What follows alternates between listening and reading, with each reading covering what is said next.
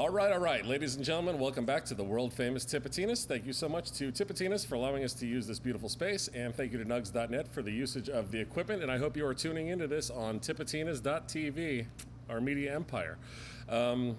We have a very special guest tonight, someone who I'm very pleased to be talking to. We talked to one of her cohorts not that long ago, and some of you may have seen that video as well already on the All Right broadcast. I don't have a really good long intro or anything like that, so I will just go ahead and get to it. Ladies and gentlemen, Alexis Marceaux. Thanks for having me. I'm so excited to be here. Yeah, for sure. You might know her from such projects as Sweet Crude, Alexis and the Samurai, the Alexis Marceaux Band, possibly even NBC's The Voice a few years back, and one of my favorite events that we usually host at Tipitinas in the fall, the Jagged Little Pill Tribute, which is by far one of the coolest, once-a-year shows that we do, and we'll talk about that later on. Awesome. But we'll get to know you. Let's go back to the beginning. You are from the New Orleans area. I am. I'm born here, but raised in Chalmette, Louisiana. Okay. Louisiana. But I went to NOCCA for high school, New Orleans Center for Creative Arts, and I studied musical theater there. And then at the same time studied opera and classical voice. So I had a weird musical upbringing. Well, this was an opera town. A lot of people don't realize that. I know, that up right? until the fire in the French Quarter, 1915, I'm getting that date wrong, but New Orleans, New York, San Francisco were the opera capitals of the United States. A lot of people do not realize that. Louis Armstrong famously went to operas when he was a kid, and when that was the best musicians in town tended to be in the orchestra pit for operas. Yeah, I really enjoyed it as a kid. I studied from age 9 till college, and then ended up going to college for vocal performance and studying with one of the best opera professors. But I didn't end up actually graduating because I started touring so much. I was I'm majoring vocal performance, and when I get out of here, I'm going to be performing. I have an opportunity to go abroad for music. I'm going to just do that. Yeah, you're going to do that. But, well, don't jump ahead of me too much. Sorry. Like you said, we're doing the whole A&E, the true Hollywood story, the whatever. Great. Don't worry. We have the time. Yeah, totally. We're not in a hurry whatsoever. Everyone who has seen any of these knows that they go on a while, so strap in. Wanted to be a singer early on, like you said, and I read that you joined the choir at age 9, but started writing at 13. Is that correct? Writing songs, just lyrics, or music too? Both. I got a guitar when I was 12. Right on. It took me a year to really touch it and want to play with it. My dad is a drummer, so I grew up with music everywhere around the house, and I remember vividly just running around during his band rehearsals in the house, and so I always wanted to play an instrument, and I actually did piano first, and my choir director from when I was 9, her best friend was the pianist for the choir, and she taught piano, so I was taking voice lessons from her, and then piano from from her best friend. So it was a very family oriented thing, and but I took piano lessons for a little while, but it wasn't my thing. I play more by ear than I wasn't a big sight reader. I didn't want to read music as much as I should have, but later in life that kind of nipped me in the butt. But well, you anyway, still play some piano. I've seen you I play chords, Yeah. But you guitar. You do the fake piano thing. I'm a piano definitely player. am a fake pianist, and probably a fake guitarist. But I doubt that. I just dabble in all of it. But when I got the guitar, it was right around the time where singer-songwriters, women singer-songwriters were coming up. Okay. Like who? Fiona Apple, right. and I'm a little younger for that, but I remember that so much, and and even it was even people like Michelle Branch or Avril Lavigne, it was cool to be a girl singer-songwriter, Yeah.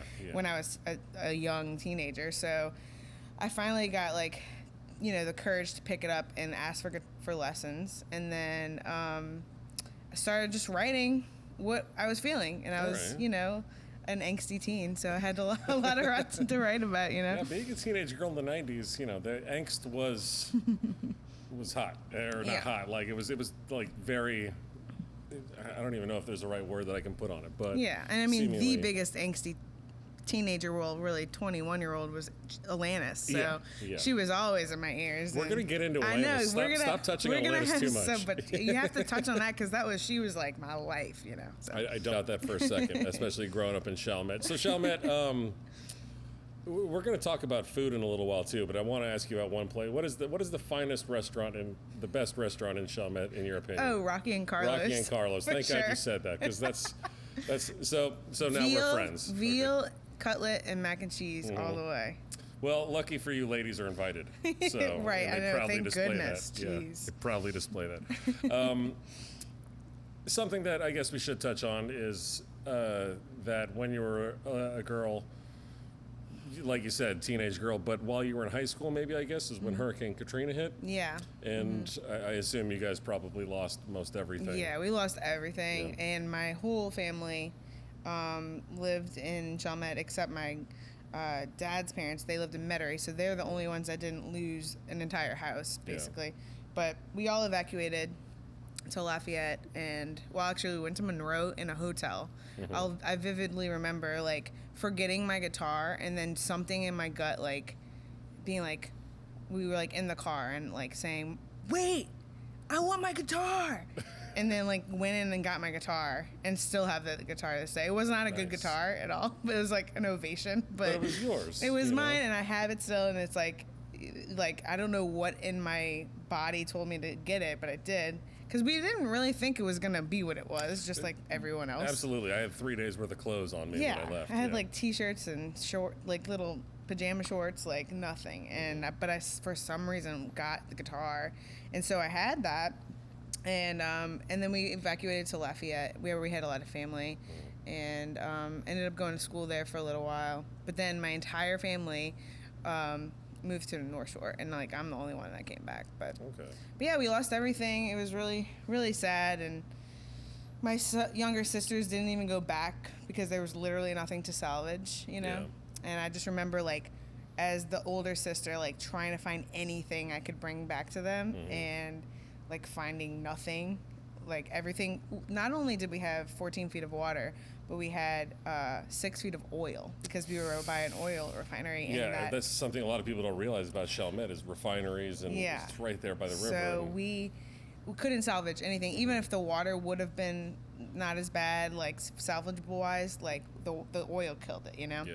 So I just remember literally finding nothing to bring to them, and just bringing gravel, a rock or two to them, and they still have the little rocks, but that's cute.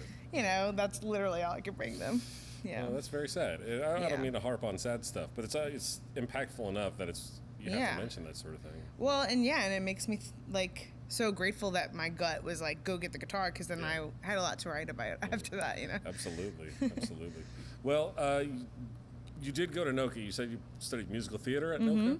Okay. Yeah, so singing, dancing, and acting. All right. And before that, I was in show choirs with the choir that I was in Chalmette.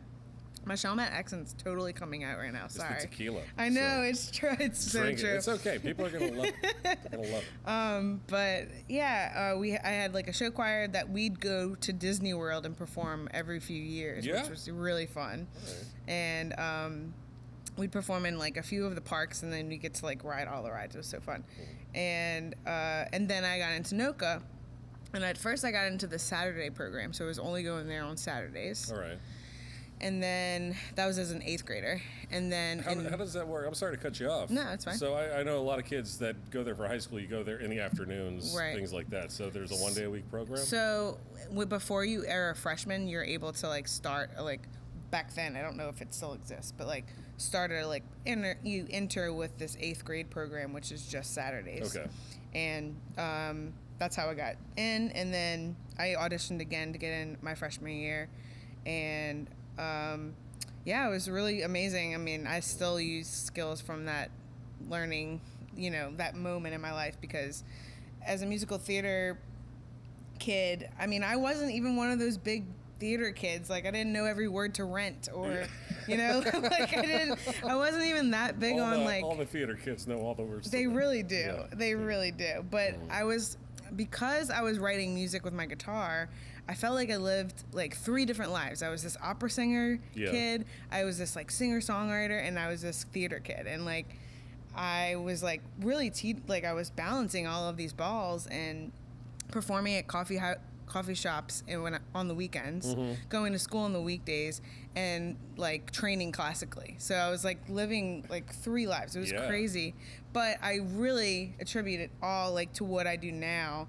I needed to do all those things, you know, like I trained classically so I could have technique and perform days and days at a time on tour without getting tired. You know, I was writing songs so that I could write songs with people later, and I was singing, dancing, and acting so I can run around the stage and just be a different character every day, you know. So I really like feel like my parents really gave it all to me, and they like embraced it. Well, I think it's certainly coming in, like you said, it's coming handy for all that. And I think when we had Sam on here, he even mentioned how I think that you basically coach him now, or like you give him voice lessons. I do. Essentially. He gives me French lessons, and I give him voice lessons. That's right. That's right. Well, let's jump to real quick before we jump to French. Do you have a favorite opera? You know, not really. I have a favorite song. I think it's called Il mio bel fuoco.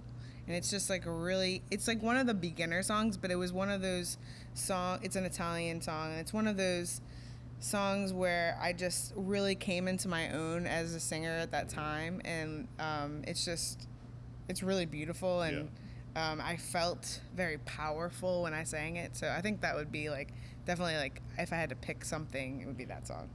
Well, interestingly enough, side note, our sound guy up there, the great Pete Jones, is quite the musician and quite the theremin player. Whoa. And has an act that he puts on where he plays the theremin with classical and operatic music. Wow. Dressed as an alien. Oh my gosh. I have to see that. I'll show you videos when we're done. But yeah, exactly. I was going to say, like... Can you learn Il mio bel fuoco? When the time comes, I have an alien theremin player that can probably match your pitch. I love the theremin. It's like the coolest instrument ever. It's pretty outstanding. There's a shelf life to how long you can sit through it until you get really sick of it. But man, if you could just, like, I would sit in my house for hours if I had one. Just like, that'd be so fun. Well, we'll get you guys connected after this is said and done. Let's jump forward to the French. We'll talk more about opera too. I have another opera question coming up. But tell everyone, what is Nu Niveau? Nu Niveau is sort of like everything we want to do with the French language, but without the musical part. So like, sort of like a film company from time to time. It can be that, but really it's just putting like French in education in Louisiana and trying to like fill a hole that is there still, even though we're filling it with our music maybe. Well, it's a tiny bit of the hole because a lot of people are doing that, but I think we're just trying to fill a hole, and we realized there was no like news program that had French and I'm glad you brought up the news program. Tanner, if you're listening and you can control the cameras enough, please go to the 2-shot, because one of my favorite things that I watch on YouTube now is called Les Nouvelles Orléans. Let's go ahead and roll the intro for that. We're pretending like he's rolling the intro. I don't know. Hopefully Nick can put it up there in post. It's so funny. It's hilarious. I love it. And it's short news segments that are just basically like, hey, here's the couple headlines. Of big headlines. Yeah. And it's like we've already had schools, not even immersion schools, reach out to us, like just like Ben Franklin and like schools that kids are interested in learning Louisiana French or just standard French, and they're like, this is so cool, like we can show this in our classrooms, we can, you know, utilize this tool that didn't exist before. And so I think Nu Niveau is just like, we are trying to figure out exactly what we do, but we're trying, I think, ultimately to fill the lack of French in Louisiana whole. Well, I think there was an interesting point again. I'm going to reference Sam a lot, and I'm sorry. No, yes, we're partners in crime. Yeah, no, exactly. I rewatched his interview before just the other day, just so I can remember some of the things that we talk about and made some notes. But he mentioned how one of the things, he talked about in England, the people of Wales, how, one of the things that you can do to put your stamp on the social discussion of, do you deserve to have the, should people be teaching French? Is it okay for that to be part of the government or the city council or whatever else, the community at large? One of the things is to have a news program in that language that's how you basically put your stamp of approval. Like, this Totally. is legit. We're giving you the news in this language, current events in this language. Yeah, and I think when I think of French, the French language, like, I think of my grandpa. I think of how it totally skipped my parents' generation. Yeah. So therefore it skipped me. And I feel gypped. Like, I feel like I could be bilingual, and I'm working, you know, I'm in and out of working on that constantly in my life. And Sam is fluent, and that's helpful having him around. But, like, I feel like I was gypped this, like, really amazing life because it was looked down upon, because it was, like, banned in schools, and, like, you know, my dad was bullied for being Cajun, like, in high school and middle school. So he didn't even want to, like, really look at his culture and heritage and be proud of it. But then our generation came along, and we were like, well, hell, that's freaking cool. Like, we're French. Oh my God. And then it took our generation to sort of come to this, like, place where we're proud of it. We want to talk about it. We want to, like, you know, revive it, you know? And yeah, I think having even just the news for someone that might want to learn it, or might want to learn about their heritage and their culture in French, to just have that is just, like, you know, it's important. It's so important to have. I wish I had that when I was a kid, you know? Yeah, I mean, it's very special. And luckily, at least for these news segments and stuff, there's subtitles for people like me. And it's funny because you have it in French so that people can see what you're saying. Right. And again, what are you saying? So it's very enjoyable. And Sam's a very funny person. And so the whole band's very punny and funny.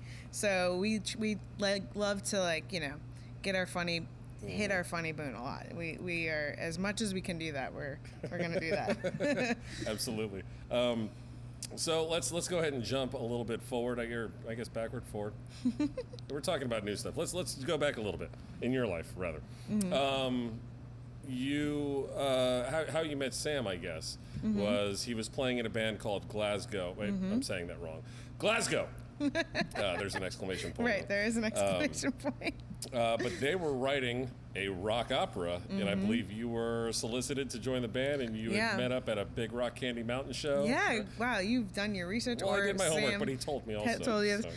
So it was funny because Sam and I went to NOCCA, but at the same time, but it was back when it was a half-day program. Yeah. So now it's full-time school. Like, you can go the whole day. Music theater and, like, violin performance probably not in the same room. You would think, but actually there was a musical where he was in the pit and I was on the stage. Really?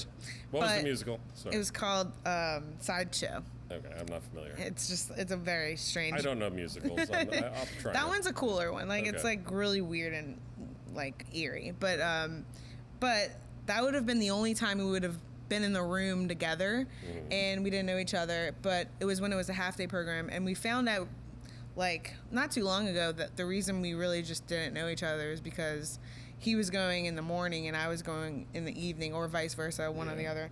And so we would never have crossed paths unless we were in a musical together, you know? So, but yeah, I was at a big Rock Candy Mountain show. I had just moved back here after Katrina. So at the time, I had Paul Thibodeau as my drummer. Had you left Southeastern? Because you went to Southeastern. Yeah, I had left Southeastern. I was like, I don't want to do college anymore. I want to go try being a musician in my home city. Like, I want to go home. I don't feel at home here. Like, my parents were like, all right, whatever, just do your thing. People say Hammond is the hotbed for musical theater. I mean, I hear it all the time. I know a lot of all 63 of our fans. But you know what's funny is the college I went to, it's, like, really known for communications. Like, a lot of famous, like, news people come out of there, and but and their opera program is amazing. I'm not downing it at all. I just but people don't necessarily consider, and I'm making fun of Hammond, not the school. Hammond is a lovely city. I don't mean to upset anyone. I like your Strawberry Festival. And the antiques are pretty great. They're gonna get upset that I mentioned it because it's in Ponchatoula. The Ponchatoula antiques, strawberries, spot on. But and, like, I at that time I was just writing so much music, and, like, I had just put out a record under my name. It was my first, like, debut album, like, full length, 12 songs, like, and I wanted to go play it in New Orleans. Like, I didn't want to, like, be in Hammond doing it. And so I was like, I'm going home, Mom. I'm going home, Dad. And they were like, okay. And I had to figure it out. And I went to this. I had signed a lease for a place on Magazine Street, and it was a hole in the wall. It was so. It was like the worst place I could possibly have. Where on Magazine? Really far down, like almost to like the park, Audubon Park. It was like right by Laredo. That's way uptown though. That's inherently a nice neighborhood. You know? Yeah, I mean it wasn't a bad neighborhood. Well, the first few years after Katrina, and even still, uptown used to be just a whole lot of shotguns. Like not necessarily. There was nice blocks. There was, old houses that hadn't been kept up. Yeah. It's cleaned itself up much in the past 10 years. I was so naive and young that I had no idea that this was hole. It just was. Like, I just didn't know. Like, and so I went to this big Rock Candy Mountain show, and I ended up meeting, like, almost still to this day, like, everyone I love was in that room. Like 25 people that still are my like closest friends were in that room because Steven was in Big Rock Candy Mountain. So wait, I have to back up. That's okay. Paul Thibodeau from Sorry, Big... I did cut you off about No, Paul. that's okay. Yeah. Paul Thibodeau was my drummer, and he was playing my live shows with me when I released the record. And I met him at a coffee shop in Covington, Louisiana. And he had maybe heard my name somehow, and I was just like, would you want to be my drummer? I have some gigs coming up. And he was like, let's do some rehearsals. And like we played in a room together, and it was great. Like he was perfect. And he's like one of the best drummers in New Orleans. Okay. At least in our age bracket. And if not, he's going on to be a legendary New Orleans drummer. And he was in Big Rock Candy Mountain. He was like, hey, I know you're moving back into the city. Like, come to my show tonight. You'll meet some people. You'll get to know, like, my crowd. And you'll fit, hopefully fit right in. And, like, was he ever right? Like, it was, like, so many people I met that night.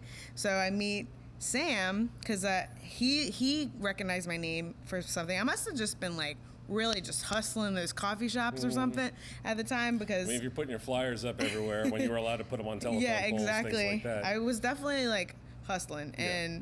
And he was like, I recognize your name. And I also think it was the French name that, like later, that was foreshadowing to our life ahead. Was like, it perked his ears up, And I was like, what do you do? And he was like, I play violin. And I was like, oh man, I'm looking for strings because I have strings all over my record that I just released. And he's like, well, I'm looking for a singer. And it was like we both just needed each other, And at the same show, Stephen McDonald, who is the bassist for Big Rock Candy Mountain, then became our bassist for Sweet Crude.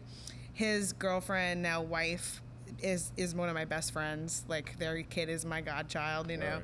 And she was like, where are you moving? I'm looking for a roommate. And I was like, come see my place. Maybe you can move in with me. And she came and she was like, absolutely not. Like, are you joking? And she's from Chalmette, which I feel like I've known her my whole life, but we didn't know each other before Katrina. Yeah. But she was like, you are not moving here.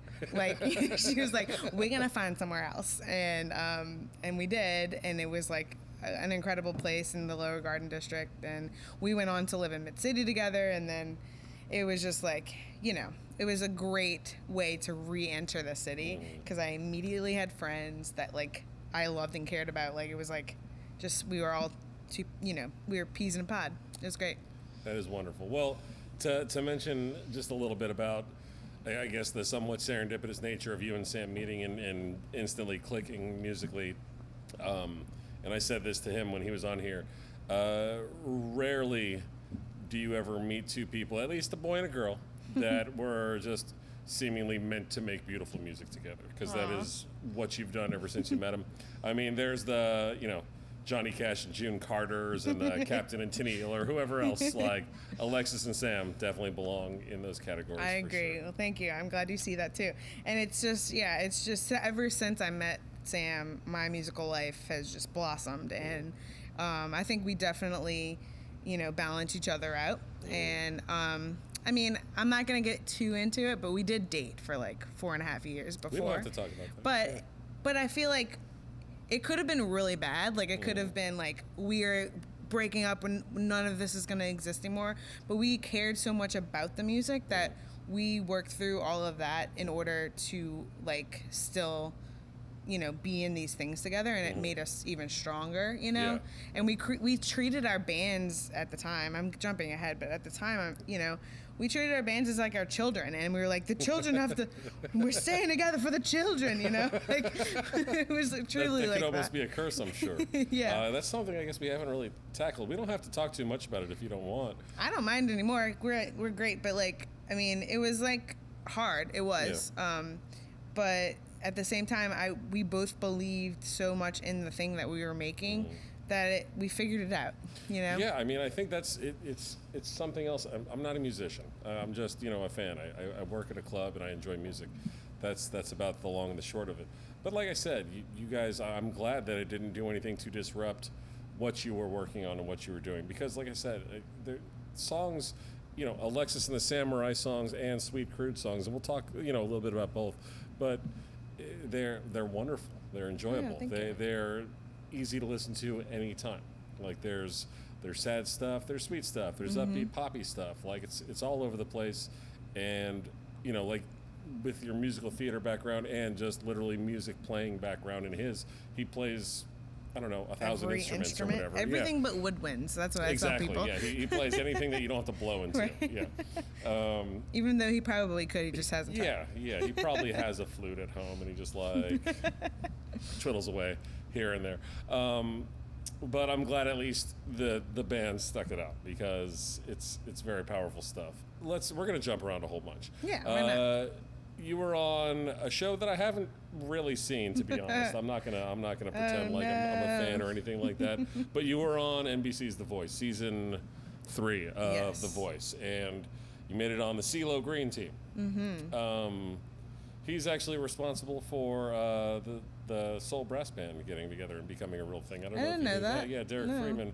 He got a call from CeeLo's people saying they wanted something New Orleans-y, and they put this together for a music video that he was shooting. Nice. And people thought they were real brass bands, so other film people started calling him. It was like, I guess we have a band now. That's like, awesome. I love Derek. He's awesome. Yeah.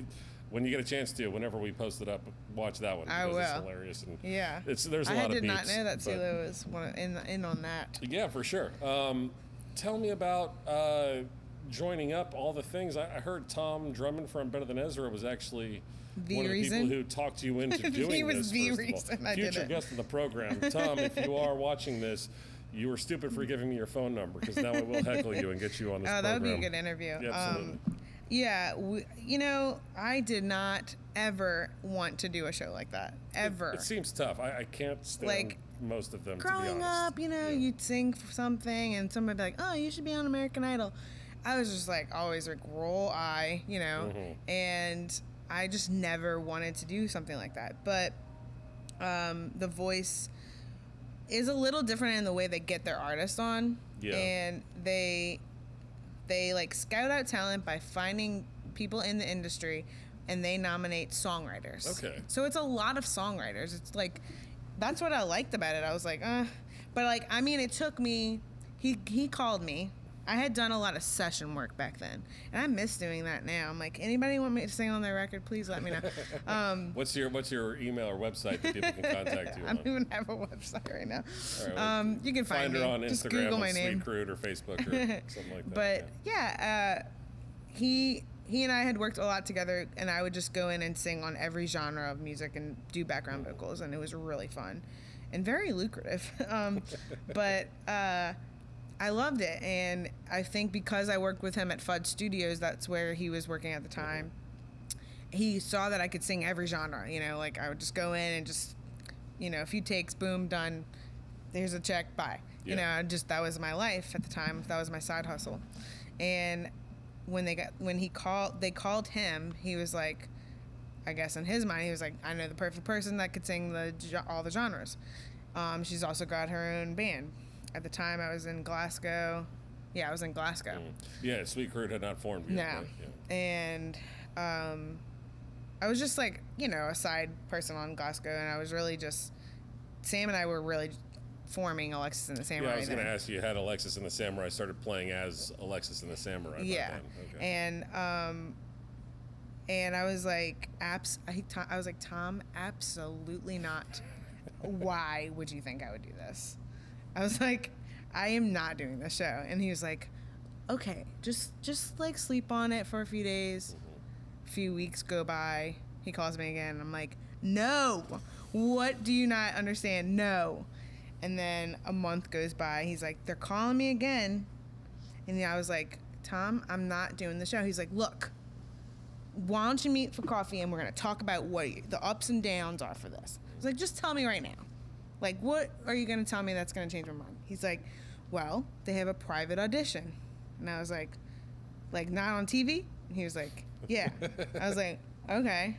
So what does that mean? He's like, you audition for them without an audience and they tape you. And if they like it, then you go through. If they don't, you say goodbye. And no one knows you did it. That's it. And I was like, that's interesting. I could get on the show without really being on TV. Like, but what's, like, really what am I getting out of it? Like, it was all these, weighing all these things. And I was like, if no one really knows I'm doing it, what does hurt to, like, just try? So Sam and I go in, and we audition. I sing an original song. Do many people sing original songs for their audition? Some people do. That's why I like it. Okay, yeah, that's you say they're selecting songwriters, right? Not just singers. And like, no, for sure, you can't end up doing your own song on the show. Like that's that's not. They're not going to pay for that, no. But you can at least get into the show that way. So I was like, okay, we're going to do an original and then a cover, and then we did "Have You Ever Seen the Rain," CCR, and our version of that's really pretty, and we did harmonies, and it was like, I was like comfortable because I was singing with my songwriting partner. It was like so easy, and they were like, okay, you're in to the TV auditions. And the way the TV auditions work is you go to LA and you like live in a hotel room. Okay. I was there for 5 months. 5 months? Like on and off, but like basically it was 5 months straight. Like I went for 2 months and then came home for a few weeks and then went back for like 3 months. But like when that was my total stint of my living there. But like the first few weeks is like you're waiting to get on the TV, the chair episode, the one where they turn the chair for you. Okay. And that's when CeeLo, would turn around, and that's when I got on the show. But that's what I was waiting around for. I was waiting and waiting just to sing on this televised show where they turn a chair around, and I was like, what am I doing? I was like 22 realizing like, what is this? But at the same time, I'm living in a hotel with all of these songwriters, and I'm meeting all these people from all over the country, and like that was magical. Okay. Like I am still friends with some of those songwriters. Like when we tour LA, New York, Nashville, some Canada even, like we have places to stay all over the country. That's because awesome. Of this show. And still, I think if people ask me about that show, the short answer is it was really weird, but I met a lot of people I love. Like that's what I say, it was a weird experience, but I got to meet all these amazing songwriters, and it was awesome in that sense, That's really cool. Well, educate me a little bit, because like I said, I've never actually watched the whole episode of the show. I tried watching a few minutes of it. God.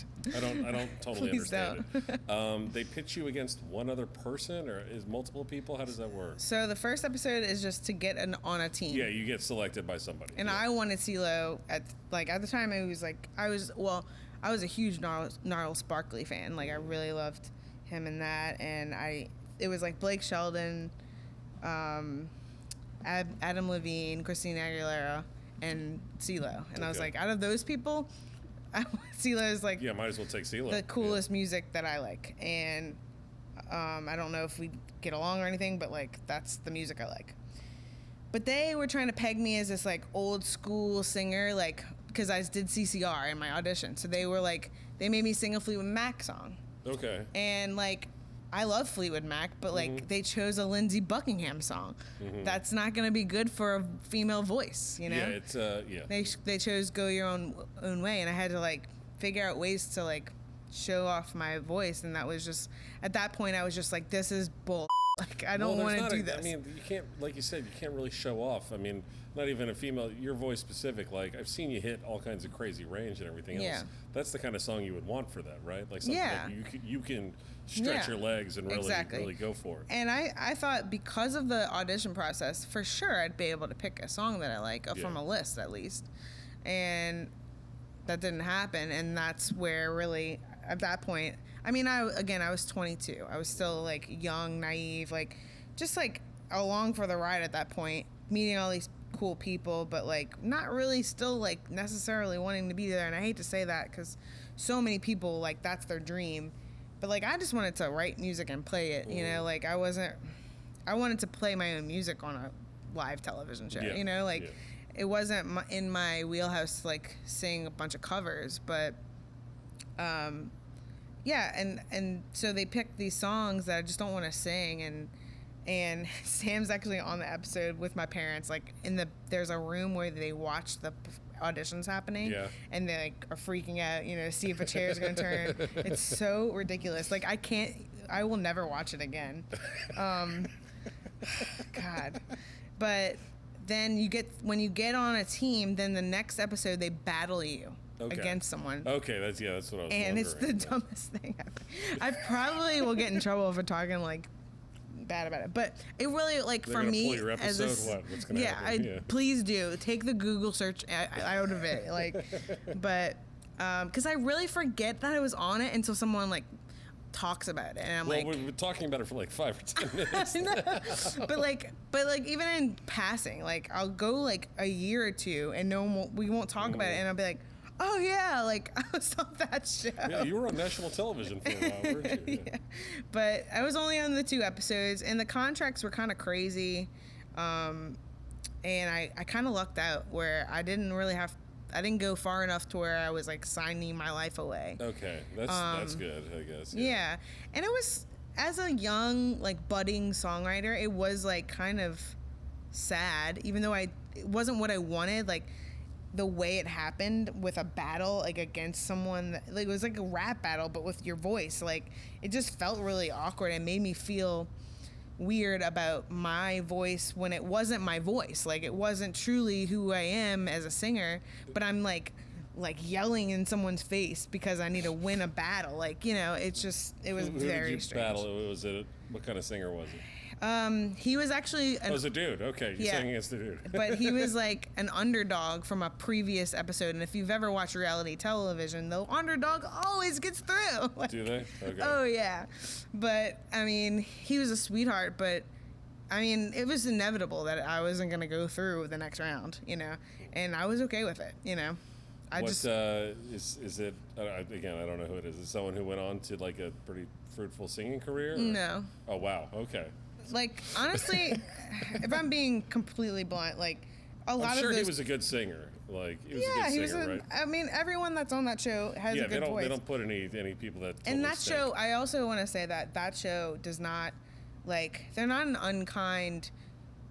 Like, they don't go out of their way to make fun of people on that show. Yeah, that's what I gather. Yeah. American Idol does that, but like, they don't do that. Like, it's just purely just singing, and that's cool. And I respected the show in many ways as a reality TV show as much as you can, because they didn't do that. And, you know, I don't think I really wanted it. So I ultimately left at the perfect time, because I got, like, at the time I was hustling in New Orleans and nothing was really happening for me and Sam. And I think I did that, and I got a little, you know, it gave me a footing to do my thing that I wanted to do, even if it was locally. And then it went on to do, you know, I feel like if you have enough drive, you're going to do whatever you want. But, like, it was just enough of a, like, footing for me to do what I actually wanted. Because, like, my heart wasn't in it. Yeah. You know, from the get-go. Well, like you said, that dude, whoever you competed against, is you know, I'm sure he didn't start a bilingual cool band that has awesome songs. And I'm sure he's doing great. Did he get to sing at the Kennedy Center? I don't know. I don't know. Probably not. Probably Maybe not. But, like, and it's, to me, it's like, it's up to you what you want to do with your musical life. And this is what I wanted to do, and I'm doing the things I want to do. I mean, I'm constantly climbing a ladder, I feel like, and it's just never going to end until I die. Like, you know, you do one thing, and you're like, okay, check, bucket list, cool. You do another thing, you're like, okay, what's the next thing? My life is going to be like that. Like, it's just constant climbing up a ladder. And I think that's okay. You know, it's like my mom taught me to be driven. She's gotten to where she is as a successful like healthcare worker, and she's climbed up that ladder and she's constantly doing it. And I think I follow in that footstep too. And it's just like, I think as long as I keep that mentality, I'll do what I want. But when you go back to like that time in my life, I was really young. Yeah. My heart wasn't in it, but it was in another place. And I like finally got to, after that little footing, that stepping stone, I was able to like, it really did give me a gift of like being able to go forward with what I wanted. I mean, you said it yourself. Like, I guess that's the perfect thing to kind of give a shot to while you're still young enough to you know, at least take a chance at it. Like, and people once you get, you know, 10 years down the road, whatever it is, like it's like, no, I'm not even going to bother doing that. You know, like, and I respect Tom Drummond because I think he knew that Tom knows a thing or two. I think he knew what he was doing. Like, I think he was like, I know you don't want this, but like, still do it just because like you're gonna get a little like cred for doing it, and then you're gonna do what you want to do. And I think he knew that all along. Like, we still have like, we'll bump into each other at some concert or something, and we'll like have a laugh because, you know, now I'm doing what I want, and he's like, see, you're doing what you want. You know, like it's like he knew all along. It's perfect. I really like him, and it's funny. I actually just saw him yesterday. Like he walks like to the park and back. And when I was riding my bike to work the other day, like I caught him, like, oh hey Tom, like, you know, hey it's me, you know, one of those. Great guy. No, he's really cool. I really like Tom a lot. Let's talk about Alexis and the Samurai. Cool.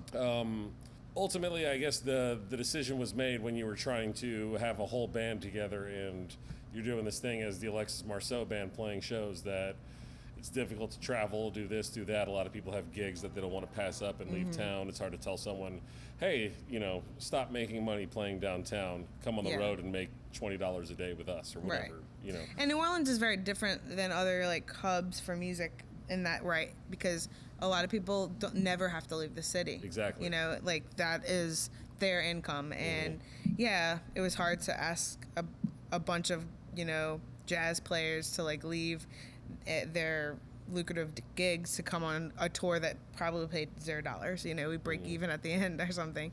So ultimately, Sam and I decided, okay, well, you know, you have rhythm. All right, let's try to do this thing. Yeah, slimming it down to just a duo. Like, how long did it take till you think you guys really, like, was it awkward at first? Did it come easy? Tell me a little bit about that. I mean, I always loved, like, rhythmic instruments. I think, like, growing up, I didn't, like, necessarily take lessons, but, like, I was around my dad playing drums, like, all the time, you know? But the two of you were standing right next to each other, playing 2 or 3 instruments at once and singing at the same time. Yeah. Like, it's even for just 2 people standing next to each other, it's hard to keep up with what's happening. Yeah. Well, it did take a little bit of time to get to that point, but I think at the time too, the musical like trend was the floor tom. Like every band had a floor tom. Yeah. And so we were like, let's try this floor tom. So I put a floor tom in front of me, and then Sam had guitar. We'd switch back and forth with guitar. He had his violin. So we had like that.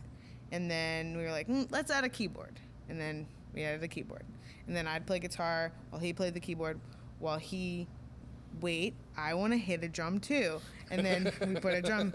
And so, side note, we were touring a lot with Susan Cowsill. Yes, at the time. I did forget to mention that. Yes. And that was a huge like part of our upbringing musically. Like at early 20s, being able to go on the road with Susan was like, that was better than any college experience you could ever have. Like, she is like my person. Like, she was amazing to us and really just took us under her wing. And we got to go to Germany for a month, tour all over Germany. Nice. As like little budding like 20-year-olds, you know. I think I was 20 years old when I did that. And during those shows, I got much more comfortable with my drum skills. Yeah, like Russ Broussard is her husband and drummer, and he's just as like kind and generous and like teaching us things.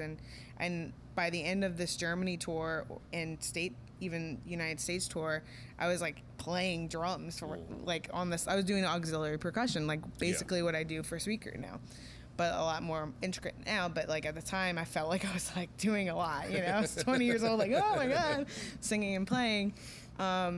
But that whole time, you could just tell that they were embracing our like love and passion for like musical life. And because of that, Russ Broussard had a cocktail kit, like what we play in Alexis and Sam right now.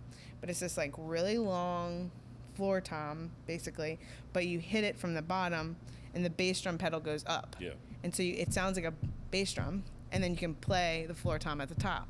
So we were like, this is perfect. You can play drums and keyboard at the same time. This is crazy. And so we decided to build a drum kit for 2 people. Yeah. So the floor tom, snare, floor tom, bass drum. And now it becomes a full kit. And then there are certain songs where we don't really have that many drums and he's just playing keys and violin and I'm playing guitar. And there's some where it's just like full on, just, you know, 2-man trio is what we call it. Yeah. And it's so fun. And I don't know exactly how it morphed into that, but it was a slow, but it was a gradual just like upheaval to what it is now. And yeah, it's really fun.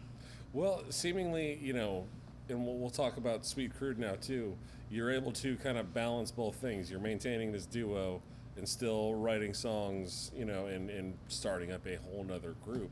And I remember you guys, you know, Sweet Crude would hit the road, but then when you're back from tour, like, oh, we got the weekly at Chicky-Wawa, you know, stuff like it. Was that difficult to juggle? Luckily, you're both in both of those bands, right? I guess. So there's no conflicting gigs. You know, it probably was difficult, but it never seemed difficult. Okay. Like, it was the way it was, you know, like, we would just figure it out. We'd know we'd have the Mondays at Chicky, and we'd know, okay, when we're home, we have to have like a little side job to pay the bills. Yeah. But the bills could be somewhat paid with our Chicky gig, because that was, you know, we had a lot of loyal fans come to that show. And Sweet Crude was so new that we didn't really make any money then. And yeah, it was just like a really weird balancing act. But I don't remember being stressed out ever, because you're young and naive. You don't. Yeah, who cares? You're like, whatever, it'll work itself out. Yeah, drink more tequila. The money always comes. Yeah, for sure. So something with Sweet Crude that I think is interesting, you kind of, at least seemingly, most people when they start a band, they try and play gigs and then they try and record an album.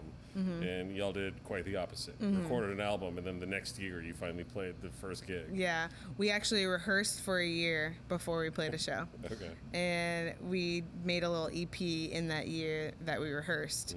But we wanted to be, it was such a weird concept that we wanted to be completely 100% on our side ready for it.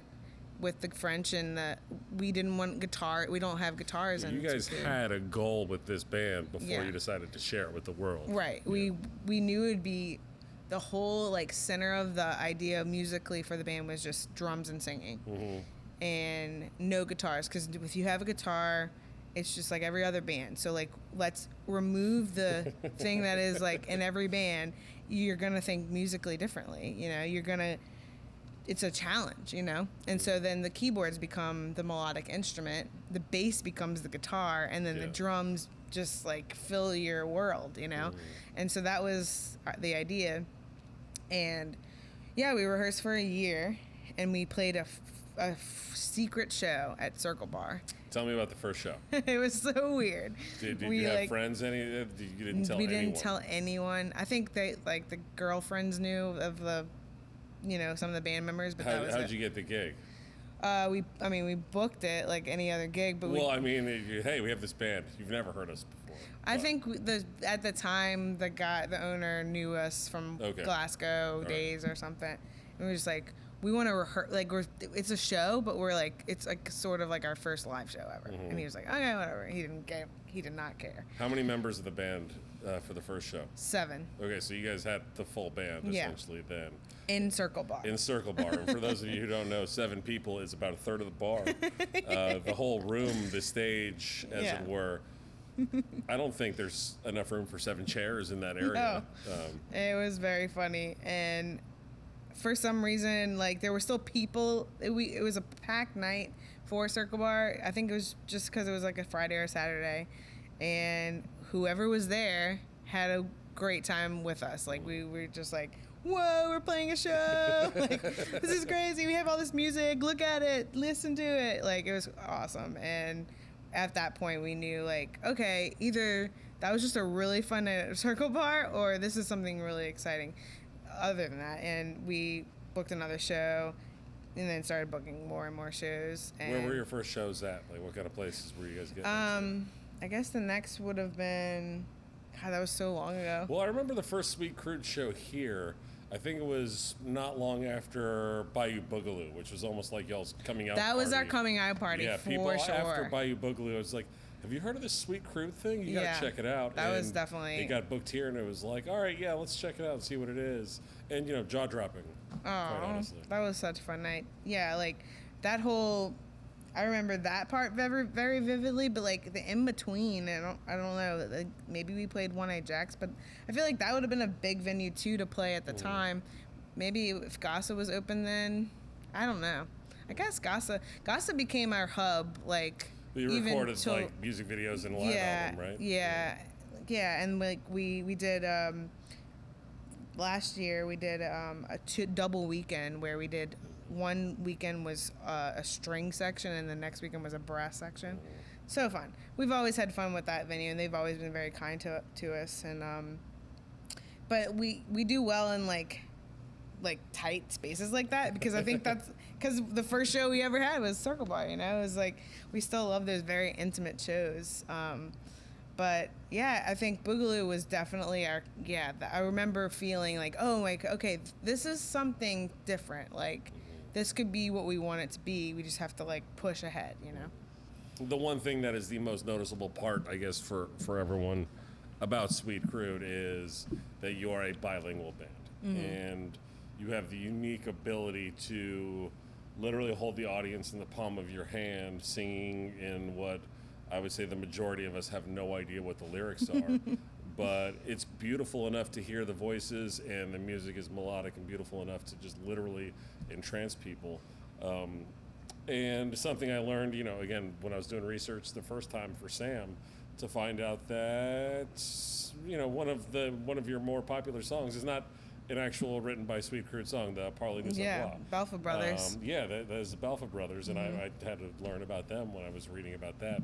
But you've taken this classic thing that is probably mostly just people doing two-steps and waltzes to, and turned it into, like, I wouldn't necessarily call it a pop song, but like it's like a rock and roll song the way you play it. Yeah, I think so. That's a fun origin story too, because Alexis and the Samurai, that was the only overlap. Like, Alexis and the Samurai music is so totally different from Sweet Crude music, but Parley Nous is the overlap, the one overlap. If there was a Venn diagram, Parley would be in the middle, right. You know? And we started playing that as the duo, and we just put this like hip hop beat on it. And when we toured with it, people would be like, that was a great show, but like, where's that French song? You know, and we'd be like, whoa, this is weird. Like, people like this out of state, people like this in state, something's here. And we always like were drawn to the language because our grandparents spoke it. And, but when we put that hip hop beat on it, we were like, okay, we're modernizing this thing that's always existed. We're just modernizing it by putting it in our world now, our modern world now. And so we recorded, Sam and I recorded a demo, and we were like, hey, Steven, hey, Skylar, hey, Jack, you know, we have this project that we want you to be in. Here's what it sounds like. We had two songs, that and this song called One in the Hand, and we were like, this is what we want it to sound like. Would you want to be in this? And they listened to it, and it was Parlay, One in the Hand, and they were like, I'm sold, we're in. And then they became our members, and we were like, this is awesome. Like, our best friends are in our band. Like, this is so crazy, you know. But you're cool with the French thing? They're like, yeah, it's cool. It's like Louisiana, whatever. Like, you know, they didn't speak French either, yet, you know. And like, a lot of us have gotten really into that vibe, but Sam is the fluent one. But yeah, I was parlay. gonna say, does everyone just assume everyone in the band speaks French? Definitely. Yeah. When we go to Canada, it's very like, please don't talk to me. Sam, come here. But I mean, that's constantly a goal, always, and especially when I go to Canada, I like always come back and I'm like in every book, and like, you know, it's a long journey. But Sam, I have to give him credit because he probably doesn't. He's too humble to brag, but I mean, he took an entire year and taught himself French. Yeah. Louisiana French. Like a dialect that doesn't really have any resources. Yeah, it's not like you can just go start checking out books or lots of tapes or videos necessarily. Yeah. Very And little out there. There's one dictionary. It's called Louisiana French Dictionary. And then there's this book called Cajun French with Reverend Daigle. And those are the two books. He studied them. And Reverend Daigle has cassette tapes that you listen to. Okay. But now they're CDs. But like at the time they came out, they were cassettes. And it's the only like thing at the time. Now there's a little more, but where you could learn the language. And he's just a very studious person. Like he was already fluent in Spanish in high school. I think that helped a lot. But like he was a musician full time, so he had work at night, but his days were completely free. Yeah. And he'd wake up at 8 a.m. and study French and then go to his gigs and go to sleep. Wow. And that was a year of his life. Jeez. And he taught himself French. Like, yeah, it's that's a lot of discipline. Crazy. And so, I mean, I think that's why New Niveau is existent now too, because he just wants to, now that he has this like language in his brain at all times, he wants to like shove it in every corner he can, you know? For sure. And, for sure. you know, we all do. It's great. Absolutely. I want to talk about Sweet Crude music videos because you've put out, and music videos is not a lost art, but something that I feel like people like us who have, you know, distinct memories of long ago when music videos seemed important. I don't know if they like were back MTV then. days? Yeah, when They it were showed important. music videos. Yeah, It's so that cool. sort of time. You have probably the best music video I've seen in a long, long time. I can't remember the last time I saw something where I was literally glued to it. And Which was it? Watched it again. Porcupine, Aw. which you put out since pandemic, like in the COVID Yep. days. You released this, what, in April or April. May? April, yeah. Yeah. Tell me about making music videos. Oh, and the other one I want to talk about also is Mona Spree, which is probably one of the most beautiful music videos I've ever seen. Thank you. That's my baby. Extreme. Yeah, exactly. I mentioned it, you know, asked Sam about it, and he's like, yeah, you got to talk to Alexis. That was, she storyboarded it, all the whole thing. Tell me everything about making music videos. Yeah, how did you get into it? What do you do to prepare for it? You know, do you write songs thinking about what's this video going to look like? Or is it literally just, we don't make enough music videos. When I have a song that I feel just special about, that's when we make a music video about it. I think it's kind of all of that, but like... Your glass is empty, by the way. Oh, yeah. I hate to remind you in mid-question like that. Music videos. Keep Music that in your videos. Mind. Yeah. Sorry, I'm refilling too. This is delicious. I love this tequila. We are looking for sponsors for the All Right broadcast. That's the one. So if you have any kind of company who wants to give us money, we will put your product right here. I just, you know, we appreciate the product, so we're giving this for free plugs for fancy black label scotch and tequila. Music videos, Mona Spree and Porcupine. Yeah. Yeah. And I think we were MTV kids, so like we love a music video, Yeah. so we always want to make them. Like we just don't necessarily have budget for them all the time. Yeah. But we're getting better at that on our own front, so like we can just produce them ourselves. Well, you guys are signed to you're signed to Verve now, like a legitimate. So we had a little bit of a budget label. with this record, and I do want to point out that we had a huge decision to make with this pandemic to put our record out or not in April. Yes, that was another. Yeah, question, but so. like we'll get to that. But we ended up doing it, and we can talk about that if that was the right choice or not later. But before that, we had Creatures or Créateur, and it was a record that we liked a lot, but there were certain songs that stood out on them, and there were certain songs that were like, this needs a music video. And Mona Spree is one of those songs live that, you know, if there's any chatter, it goes away when that song starts, you know. Yeah. It's just it grabs people. Yes. And so we were obviously like, this needs a music video. And so ever since we wrote that song, I had this like image in my head of like what I wanted the video to be. And so I have this like dance part of my life that I love and I don't really get to flex that much anymore. And there's this dancer, Maya Taylor, from here in New Orleans. I was going to ask you who the dancer is. Yeah, Maya Taylor. Whew, she's my favorite dancer in the world. And she like now, since then, I mean, during that time even, which we were so lucky to get her, she now like choreographs Solange and like amazing artists like she's done stuff for St. Vincent. Like she does a lot of choreography for big artists now. But at the time I was just like, I want you to be in this. I want you to just do whatever you want into the song. And Mary in the Opera House was like one of my favorite venues. It's a beautiful place. It's so gorgeous. Yeah. And our friend Stephen and Jamie that I mentioned earlier, our bassist and his wife got married there. And I can't remember if we filmed that before or after they got married. But anyway, it was like that venue was like always around. Like we were using it for things. Like people were doing stuff in there. And like it was early on before like, you know, it became super popular because now it might not even be affordable for us to use. But at the time, yeah, I wouldn't know what the rates are. Yeah, who knows? But like, it's a nice place. At the time, it was just like, I cannot believe they're letting us do this. Like, because it was like just all of my imagery in my head was like coming to fruition. And I remember we were on a writing retreat in Gulfport, Mississippi. Is that something y'all do often, or? Sometimes, like, if we need to finish a record or we're starting a record, or, we have, like, a week where we write. Just, like, we get up at 10 a.m. Get out of town and just focus on one thing. Get up at 10 a.m., get some caffeine, go to work, end at, like, 7, drink until we fall asleep, get up again. Like, it's just, like, really fun. But that week that we were writing some of the newer stuff at that time. I was like...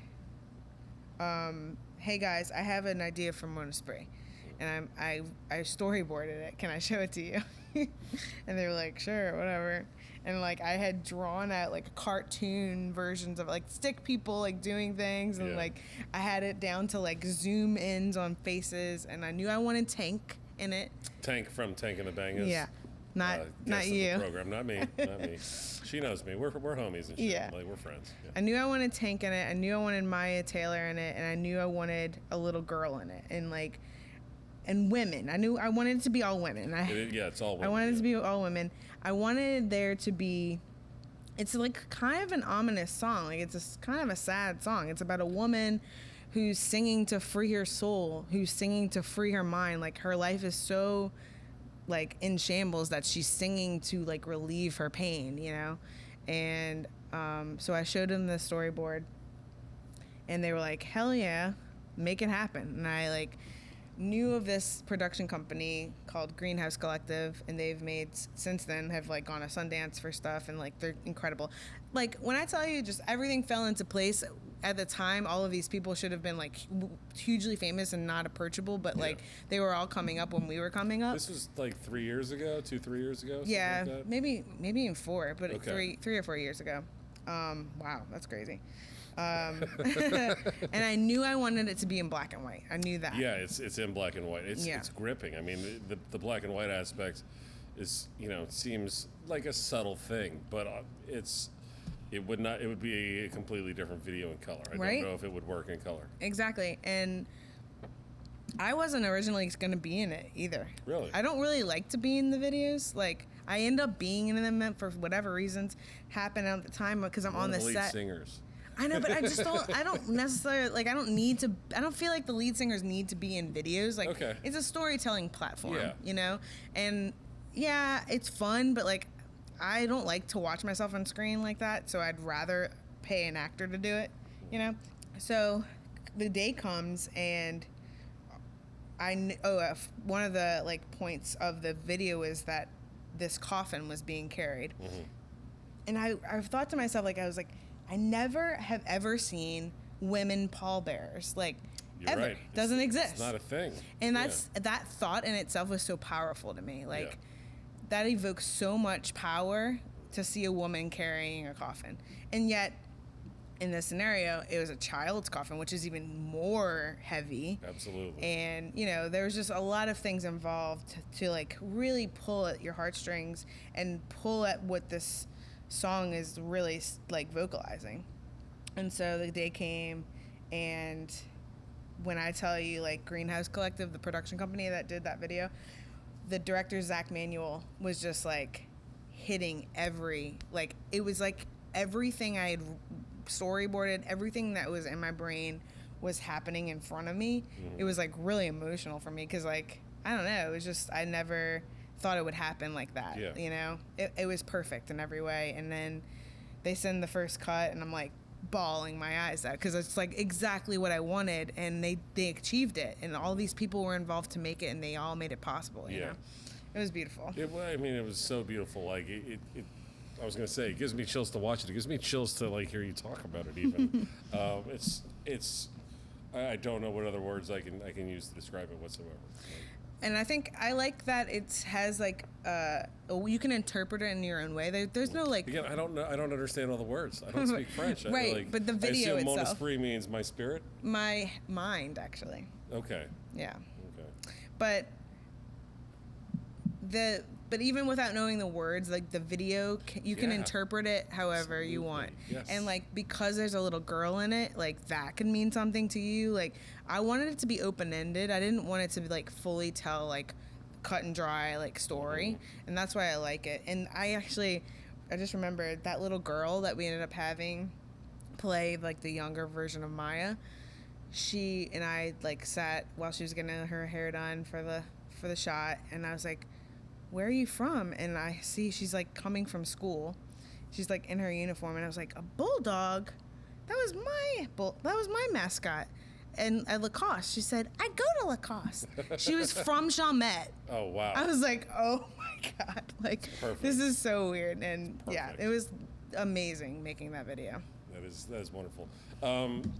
Not that we're going to make this whole segment about videos, but Porcupine. Let's talk about Porcupine. I mean, I think it's funny that also ended up happening in Porcupine, but I think really we tend to like different story. Like if you totally watch it, like these are not similar videos at all. This is literally, if you haven't seen it, it's like a 60s housewife, a little girl that's being bullied, and a bartender that's getting her ass grabbed constantly.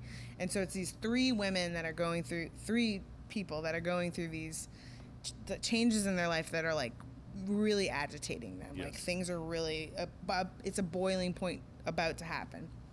And the little girl, like having little kids in it, I don't know why that keeps happening, but I think it's just like we have this inner child in our music that exists, so it just comes out in our videos too. But we worked with Fat Happy Media for this one, and they're incredible. Like I've always like admired their work, and when we brainstormed and storyboarded this idea, we knew we wanted the three like stories being told, but that the little girl could possibly be interpreted as the older woman, or the bartender being the little girl. Like you can interpret it the way you want, but we still wanted that feeling of this, like, is this little girl one of these people, or maybe she's just a girl being bullied, and that's annoying too, you know? It could be whatever. And that day of shooting was really fun because I ended up being in that too, and I really didn't want to be in this one.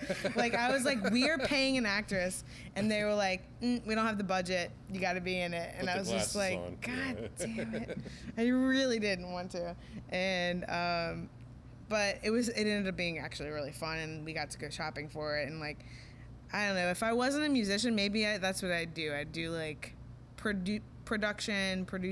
Like I love creating things in general, but like it's so fun. For that world is so fun to me.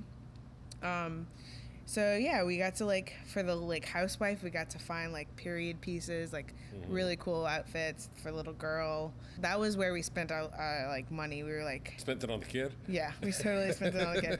Like, cause she was so amazing. I love her in that. And I don't know, it was just like, it was so fun to make. And the production team Fat Happy was just incredible.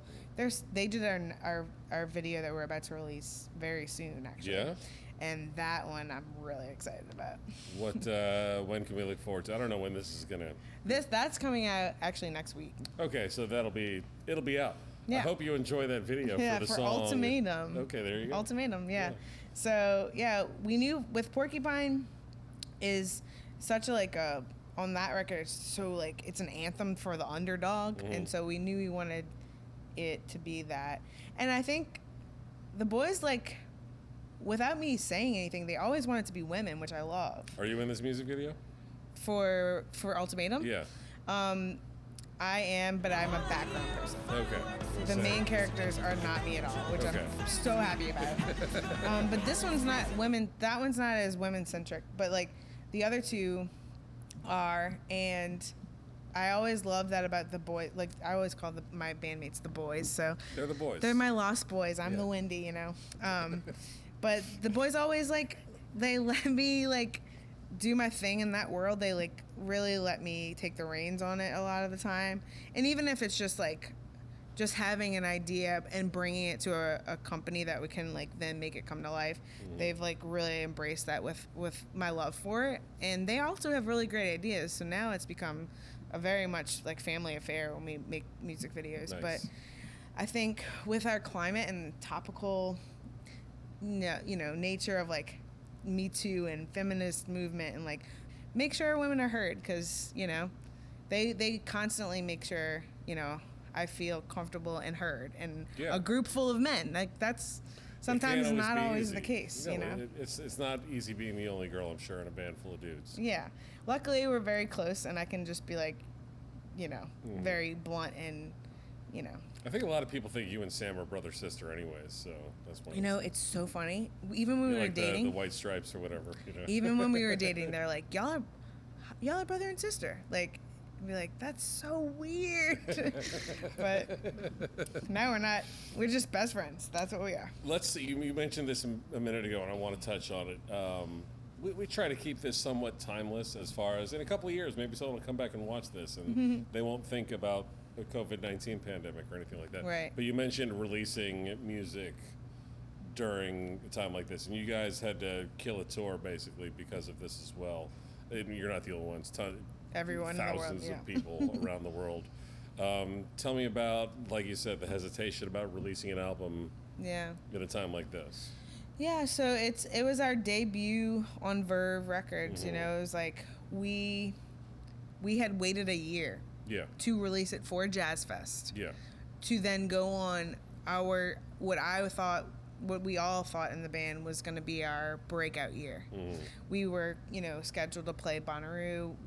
We had this huge tour after Bonnaroo that lasted all the way till 2021, and it was all centered around the record. And, like, we knew we'd have all this press. We knew we'd have NPR behind us for a lot of it. And if the tour were to happen, like, who knows what it would have happened? We don't know. We'll never know because the pandemic happened. But it was so much gearing up to this thing that we had been patiently and waiting for, and, like, so much hard work went into developing the plan for this year for the record. And when it happened, this was like, remember when we thought by Easter it'd be over? Or I didn't think that. There was talk of, that, once it warms up. And we were like, ha ha ha. Like, that was the moment. Those were the moments we were like, are we putting this record out? Like, and we had already waited a year. And at that point, we just wanted people to hear the music. Yeah. And I don't know if it was the right choice, but I don't think I would care to be the person that lived on the earth right now if I had this thing that I was so proud of still. Would you just be sitting on it? In my pocket. Exactly. Like, I would be dying inside. Yeah.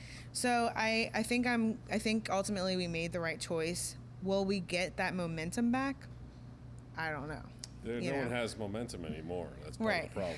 And I'm really scared for our industry.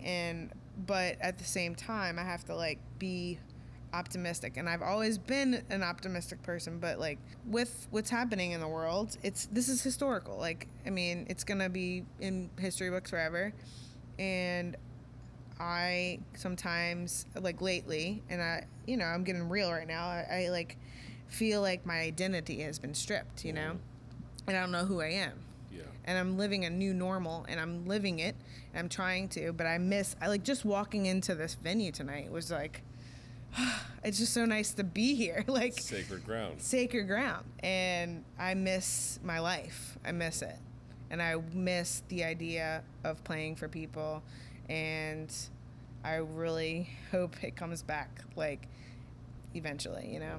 And I can manage, and we're going to keep writing music, and we're going to try our best to, like, stay afloat. But there's so many other people that are going through this exact same thing. Yeah, you know? I mean, it's shared across the globe, unfortunately.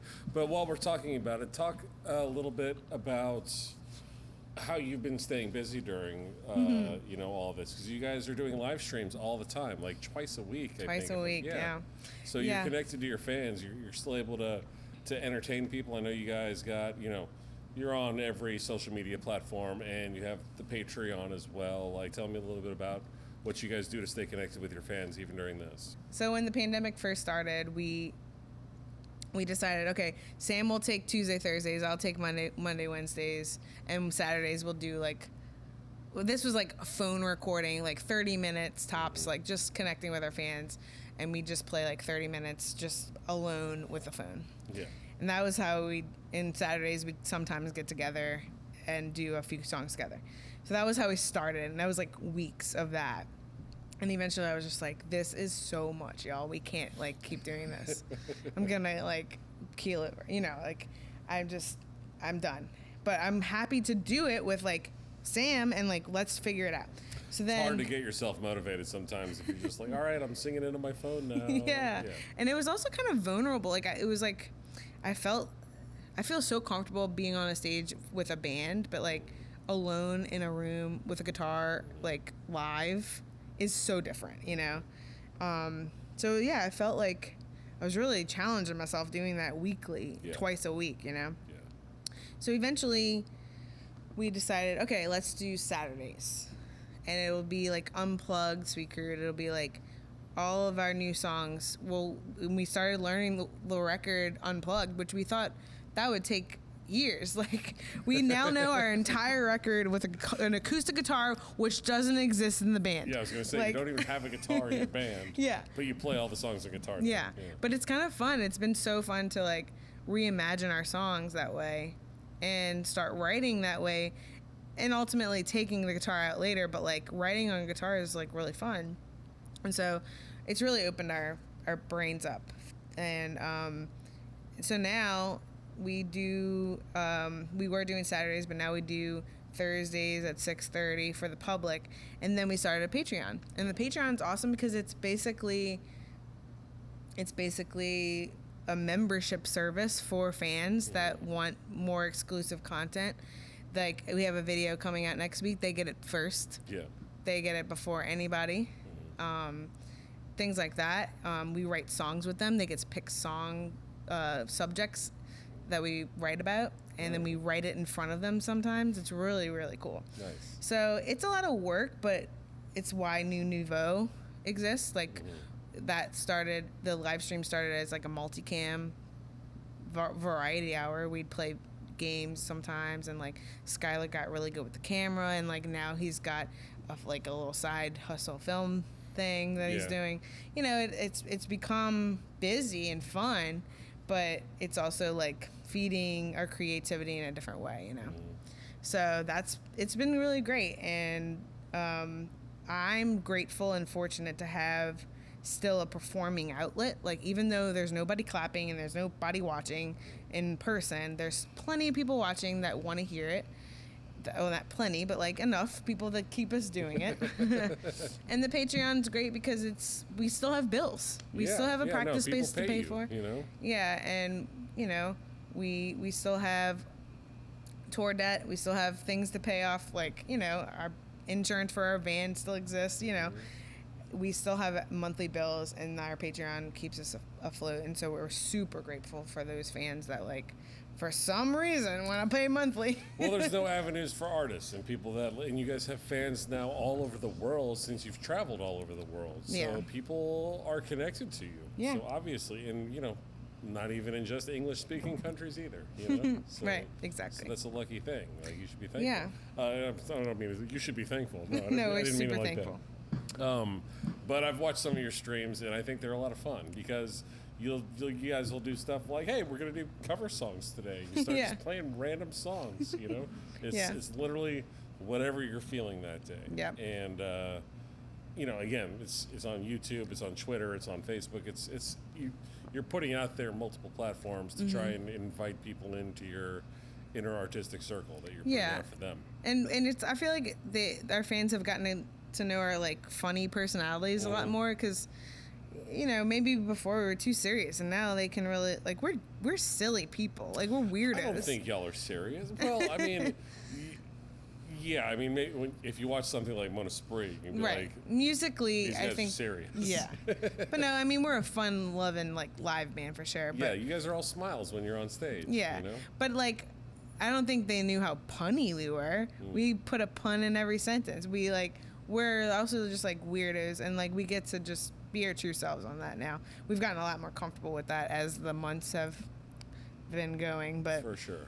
As far as, you know, not even just the punny nature and things of recent, but more in past years, the stylistic element that you put on stage when, you know, everyone's wearing white overalls or something like that, like, where does that come from? Where does the visual element for Sweet Crude come from? That's also my baby. Yeah? I like want us to wear costumes. That's my theater kid in me. Okay. Like, okay. I want it to be... Do you have a costume designer, or is it literally... Okay. Her name's Sigourney Morrison. She's an incredible New Orleans... She's from Lafayette originally, but she lives here now, and she does like this really cool chain stitching, sewing work, and we have 2 cape looks. Like, I wear a cape on stage usually, like, for big jazz fest shows and stuff. And I mean, when we decided, when I asked the boys if we could, like, do costumes and make it more theatrical, they were like, absolutely. Like, no question. Yeah, there was no pushback. And they were just like, go for it. And so the first year we did it was, like, 4 years ago at Jazz Fest. And when I tell you I put that cape on and, like, I was a different human. I was just like, I felt like my truest performer self came to life when I like put a costume on. And I don't know if that is the theater kid in me or what, but I think it did the same for everyone in the band, and not just me, you know. You put your show clothes on, and you know, so many it's your bands, uniform, it's your shield, it's your protection. Yeah, and like for some it's black, or you know, it's just all black jeans, black shirt. And for us it's like over the top, you know, a cape, you know, or overalls. Rock and roll is jeans and a black t-shirt. Yeah, exactly. But and there's still some shows where we're just not feeling it. And we're like, all right, tonight's look is cool guy clothes. It's just like our casual clothes like this. But great. It's been super fun to like even go that territory is like so fun for us, because we put French on our costumes, you know, this past costume look was like Je te vois, and it was foreshadowing for the album we hadn't released yet. So, and it means I see you. Okay. And so all of our costumes had eyes on them and this French phrase, and no one knew what it meant. But then the album came out, and Je te vois is on one of the songs, and it's like a big part of one of the songs on the album. So it was like foreshadowing for our fans, and like a lot of them made the connection. They were like, oh. Nice. So that's kind of fun, you know. We can have fun with clothing. It's for. I mean, you're entertaining them, but you got to entertain yourself too, right? Yeah, exactly. Yeah, for sure.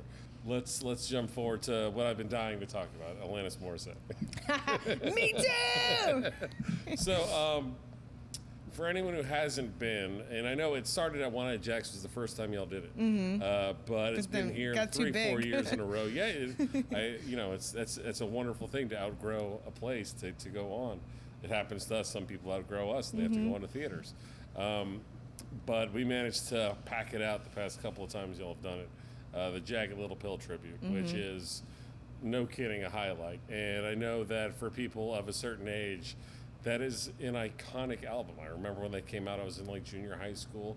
It was huge, not just for the girls, but for the boys too. Yeah. Like, that is, Alanis Morissette is a goddess among women. Oh, yeah. And that album was almost the right place and the right time for the entire world I don't even know where to begin exactly with the questions about Jagged Little Pill. There's not just one singer. You share the stage. I do. You share the vocals. Because, I don't know if you know, but on Jagged Little Pill, she harmonized basically every note with herself. Exactly. So exactly. you have to have harmony. So you guys, you wear matching outfits and everything. You're acting like the same person. It's more than just adorable. It's just wonderful. It's wonderful. I feel like it messes with people's minds because we wear like full on Alanis wigs that go down to our hips, and we wear flannel. And I have her original tour shirt from 1995. That I wore on the first few shows, but now we dress exactly like we wear like 90s just black plaid hair and like Doc Martens, and well, and the band is no slouches either, by the way. Oh no, like all you have star. all killers. I know Mike from the Revivalists and Andre Bourne, one of my favorite people in the whole world. God. Like you surround yourself with just awesome musicians, not just your guys from Sweet Crude. The thing is, we strategically picked them because not only are they like beautiful musicians in their own right, but like they are huge Jagged Little Pill fans. Yes. Every single person on that stage knows every note and word to the album. And it's so fun every year. It's just like a reunion every year for friends that all love each other and know each other in the scene. But like that night we like do Alanis and we go down to like 45 Chop and we just drink. And it's so fun. It's just the most fun night ever. It's phenomenal. But it all started because Morgan, my doppelganger, and I were at a bar one night. I don't even remember what bar it was, so long ago at this point. It was, this past year was 5 years of doing it? I think it's only the 4th time doing it here. So it's probably 5. 5th. Yeah, the 5th time y'all have done it. So this year would make 6, yeah. Wow. But we'll do a Zoom one or something. Yeah. We've been plotting. Like, there's something needs to happen. But we were at a bar and Jagged Little Pill was in a jukebox. And we always knew as friends like that we loved the album. Like, it's so easy to like make that connection with someone. But we had been musical friends for a while, and we paid for the whole album on the jukebox. It was like an old school like jukebox where you pay like $5 and pick a song. So we just like paid for the whole album to listen to, and we stayed in that bar for the length of the album, and we sang every word with no lyric sheets, every note in harmony, and we were just like, we have to do this show. Like, are you kidding me right now? And we left the bar like, okay, we're gonna do the show. And then a year goes by, and then we're at like her house, and like we put on Jagged Little Pill, and we do the same exact thing. We're like screaming the lyrics in harmony, and we're like, we have to do the show. And another year goes by. So like 3 years go by, and then finally I was like, you know what? I'm just gonna book it. We're gonna figure it out. So I book it for like 6 months in advance at One Eye Jack's. Give yourself a heavy window. Yeah. And 3 months go by, and I'm like, we gotta get a band, dude. Like, this is happening. We made a goal. We're doing it. And I start calling all my buddies, and like thinking back on like people that I had like really long-winded conversations about Alanis. I'm like calling them. Andre Bourne, one of them. Andre's a sweetheart. I love you dearly, Andre. When I tell you he studied like the live New Orleans arena show for the show, like he did his homework. Yes. But he's the goods. He's found the all best, found all the all-star cats that like love the record, and we do it, and we literally were just doing it for ourselves. We put a poster up, and it sold out. Gangbuster success. It was crazy. The world needed it, seemingly. And we were like, okay, well, we're going to do it again. And so we started doing it in the falls because it's flannel season, and it was like perfect. People will dress up 90s, and people started coming to the shows dressed in 90s, like dressed as Alanis. Like, it was just a celebration of her. You're doing it, in the fall, like kind of near Thanksgiving sometimes. So you're probably, your tour has ended, or you're coming back for the season. Yeah, and I'm a Thanksgiving baby, so I'm always trying to be home for my birthday. When's your birthday? Sometimes it falls on Thanksgiving, November 22nd. Okay. November 22nd. I think it's my parents' anniversary. Nice. Yeah, it sometimes falls on Thanksgiving Day. And I think one of them was like my birthday weekend. I always try, I like to celebrate my birthday that way, even if we do the Alanis show. yeah, we just got this amazing band, and every year they'd be like, okay, tell us when the next one is. Tell us when the next one is. To the point where like we kind of had we had too many people that were doing it, and we were like, okay, like, you know, if you didn't make the last 2 years, we'll give you a ticket to the show, but like we gotta like take some people off of this. It can't be 14 people on There's stage. just so many people. Yeah. And we always have a guest artist because a lot of people don't realize, but you ought to know repeats. It plays in the beginning and it plays at the end, which no one's ever done that except, I mean, I'm sure people have done that, but it's happened, it's but so it's rare. Rare. Yeah. So weird that they did that. It would be a radio edit or something like that. Yeah. So every year we do the album from top to bottom, so of course we have to repeat it because it repeats on the actual album. And so when we do the last You Ought to Know, we have a special guest come out. But you encore as well. We do encore. And you encore we do things not on the Jagged Little Pill. Yeah, the other, like the Uninvited, and yes. Eventually I want to get to like other stuff like Under Rug Swept. I know way too much about Alanis, but well, I'll tell you what, the crowd. I mean, it's packed house every time, and I hate to say, I hope you don't outgrow us, but you might. And you know, whenever we get to open up and have shows again, obviously that always goes on the calendar. I mean, I think we just sorry to cut you off. Months in advance, like midsummer, we're already, I don't know if, you know, our booking agent is already reaching out to you or however it works. Exactly. But whenever people are asking me about, you know, hey, what does your fall look like? And I start thinking about shows like, well, we're definitely doing Jagged Little Pill tribute. I don't care what happens, that's happening. I think I've decided that regardless of how big it may get, like it could be like a bigger show eventually, which it's very possible in New Orleans to do that, like do a theater show of it. Not maybe, you know, I don't know where it'd be, but I feel like it always has to be here now. Like even if it's a smaller show and then we do it somewhere else later and we have an exclusive something, you know, whatever. It's just too perfect. There's 800 people singing back every word with you. I know, it's crazy. On every you know note. what we haven't done yet is crowd surf. You haven't. And this year was gonna be the year. You'll get your chance. Don't but worry. We have to like figure that out because we can handle it. We can accommodate something for that. Yeah, but I do have a fun, really quick story about her. Go ahead. Yeah, tell it. So boyfriend will sometimes be the guest. The boyfriend is the queen of the rap cabaret. For those who don't know. Yes. Amazing, one of my great friends, and she's guested a few times on our like encore of You Ought to Know. And this past Jazz Fest, Alanis played. That's right. And she was pregnant. She was like so pregnant, but killed it. Yes. It was insane. But she had a teleprompter, which I didn't feel bad about having the lyrics on the stage when she had a teleprompter because I'm like, you can't even remember your words. Like, there's so many words on this album, and she's become an actress. That's the next now. step, though. Tank is teleprompter. That's what I need. You think? It's a scrolling teleprompter. Are you forgetting the words? I mean, there's so many.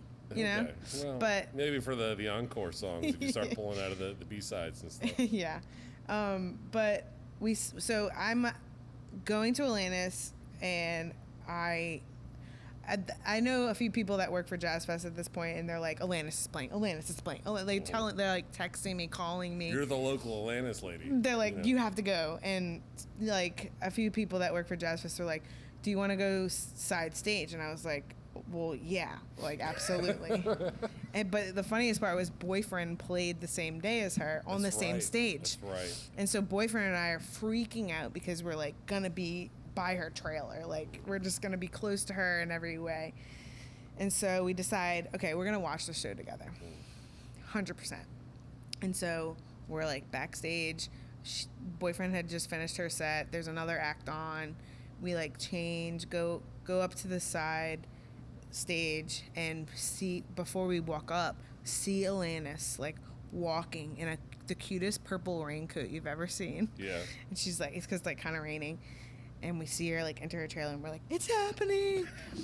And so we go onto the side of the stage, and they start the show, and she's got a teleprompter, which means, and she's got in-ears, so there are no speakers on the stage. We can't hear her at all. Yeah, side stage, people think it's the best place to watch a show. Not all the time. It is if you're obsessed with a human and want to be as close to her as possible. But for sound, no, not great. But for Alanis, it was awesome because I was right there with her. And I was on the stage, like, basically being her in my head. And so was boyfriend.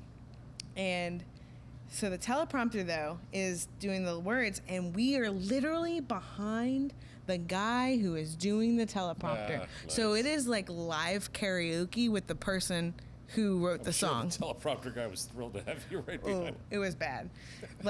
But the people in the side stage area were like, they couldn't hear Alanis, and we were singing, and we were like, we turned around, and we're like, so sorry, we can't help it. And they were like, no, this is great. We don't know what she's saying. So we were like basically like singing it as loud as we could. That's great. And eventually the Jumbotron like zoomed in on boyfriend and I, just like basically crying. Like it was amazing. It was just truly, and we got her set list too. It was amazing. That's awesome.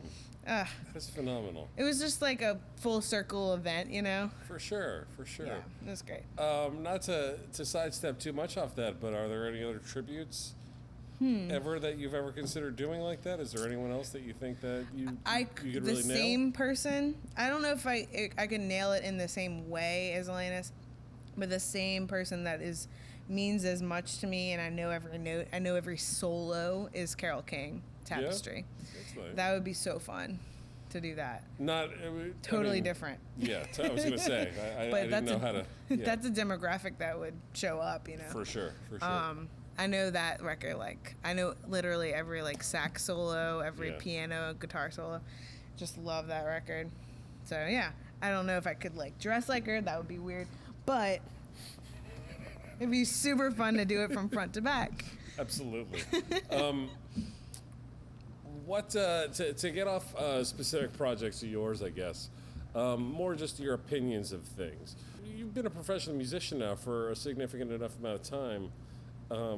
What do you like and what don't you like about the music industry these days? And I don't mean to get caught up in, well, obviously I can't play shows, but for, the year previous or the months previous to everything getting shut down, are there any trends that you like or dislike about the music industry? Because you guys, like I said, travel the world, the Sweet Crude. It's not just playing in the Southeast or anything like that. You go to Canada, you go to Europe, you see a lot of different types of audiences.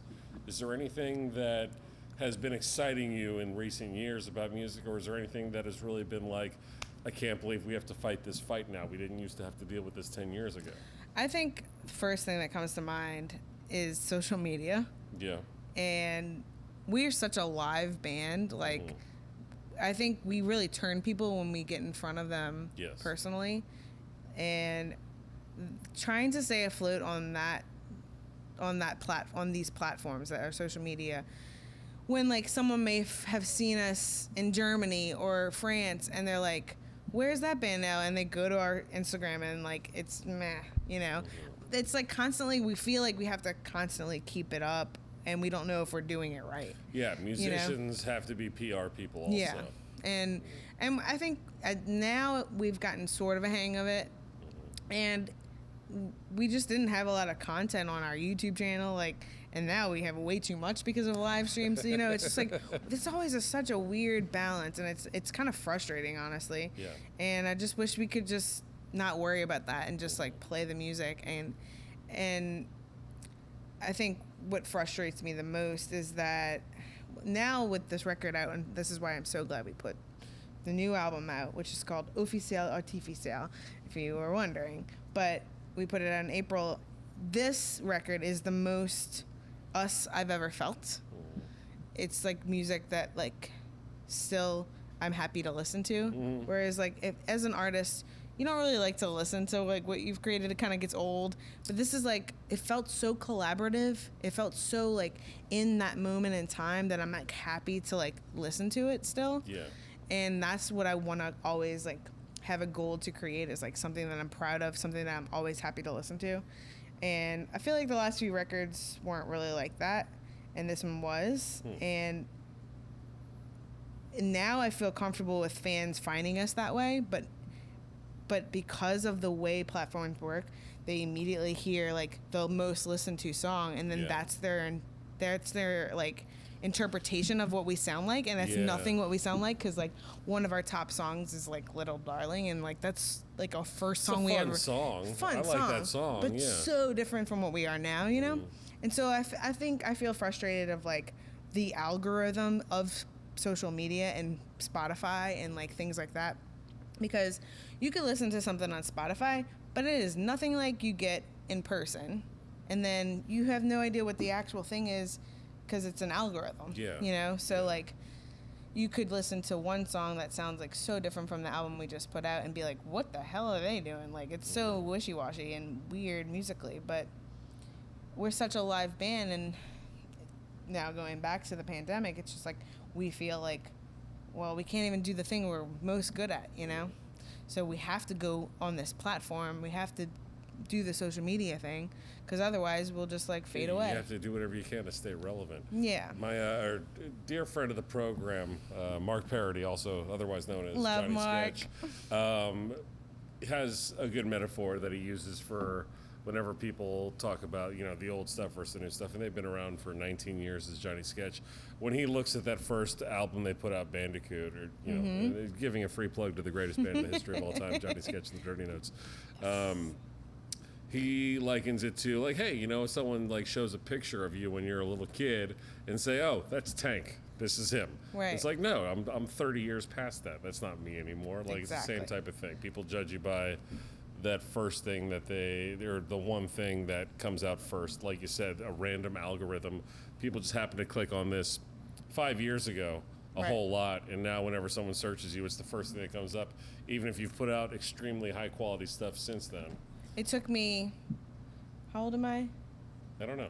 I'm not going to ask. No, I'm a gentleman. but I was on The Voice when I was 22 years old. Okay. If you Google my name, still to this day, that comes up. Like, I don't It want... does, actually. It was annoying because when I was trying to do some homework on you, It's I was so like, I don't dumb. care about The Voice. And I it's know like, that you're not on the... I you're wish not- I could yeah. scrub that. Like, go away. Like, but it's just that's just part of, like, our internet life and world. Like, Yeah. you know, and that's what frustrates me, I think. It's just like, that is not even close to, like, who I am or what I am doing now as a musician. But hopefully people see past that and they see the art for what it is and the, you know, the hustle, and that's all you can do. So that's the negative side. But then I think the positive side, the thing that comes to mind most recently in the last, like, year before the pandemic, it's going to be like before Katrina now. It's like before the pandemic. It's absolutely going to be. I mean, Yeah. there's no way of avoiding that. Yeah. But, I mean, it's a more personal, like, approach to the question, but I think some of my best musical years of my life will be when we toured with Tank and the Bangers. It was like, when we were in Europe with them, I, like, brought a notebook because I was like, I have to write everything down because I need to remember this forever. It was just, like, the most special part of my career that, like, it, like, makes me emotional thinking about it. But it was just so fun, and I knew at the time that it was, like, gonna be a highlight of my career, and we should have had a documentary crew follow us, you know? Like, it was just one of those moments. Yeah. And I had a journal because there wasn't a documentary crew. It was just us and our memories. So, you know, and I'm, like, so grateful for the music scene in New Orleans and how collaborative it is and how, like, encouraging we are to each other. Like, I don't know if that exists everywhere else. I don't think it does. I don't think it does either. And I mean, it exists in plenty of forms, but not like it does here. No. And we just love each other here. Like, we care about how we do, and, like, we push each other to challenge ourselves, but, like, in not a competitive way, in, like, a you're gonna succeed kind of way. And Tank has always been that.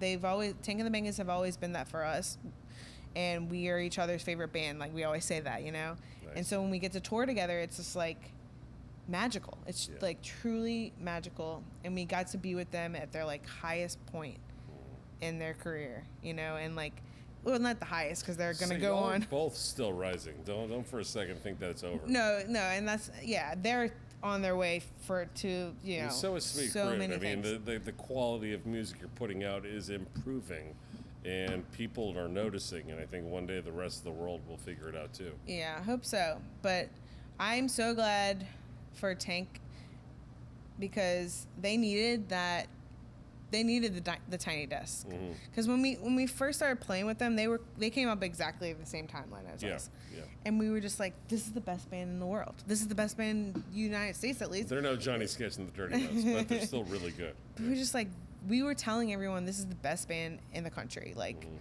but we knew they were so different from anything that like they needed something.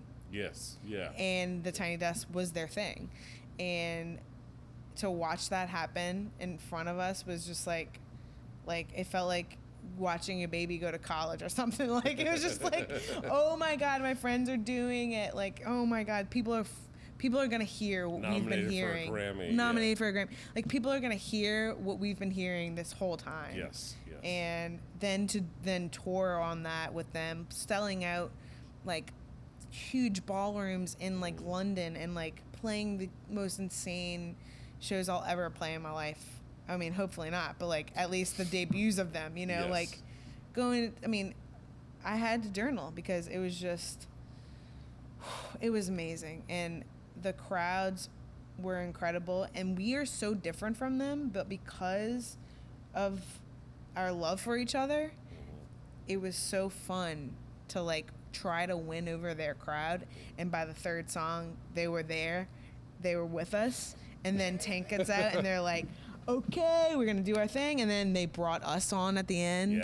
It was so collaborative, you know? And it was just like, this is New Orleans. You are getting to witness New Orleans in another city. Like, you're really lucky right now. It just felt like that, you know? Like, it was so beautiful. That is truly beautiful. Well, since you're talking about venues, do you remember the first time you played Tipitina's, and or the first time you came to Tipitina's, or just a fun Tipitina story, or just talk about how cool it is? I have so many Tipitina's memories. When I was like, I think I was 20. No. I must have been. It was like during Susan days. And I hadn't played as a songwriter quite yet here, but I was like, I mean, as a kid, I came here, like, for shows, you know? Rub Fess's head, you know? Just in the crowd, Yeah, but, like, I've done shows, I've done, like, guest spots here before I got to play. But then there was a show when I was, when I had just gotten off The Voice and I got to play here as a songwriter. That was probably my first show on the stage, like, in front of a crowd with lights on me, and I'm being like, oh my God, I'm playing Tipitina's. I was like 22. But I don't know. It's like, I think about this venue in so many different ways now, because as a kid, it was like the bucket list thing, right? And then you check. I mean, it's hard to look out. We're a bit of a construction zone now. It's we're easy improving to it. We're doing things to make things better. No, it's incredible. I've seen some of my favorite shows here, and now I've played some of my favorite shows here. And when you're a kid and you have those like bucket list, for me as a songwriter, those bucket list checks that you're trying to get, and Tipitina's is one of them, and you finally get that tick.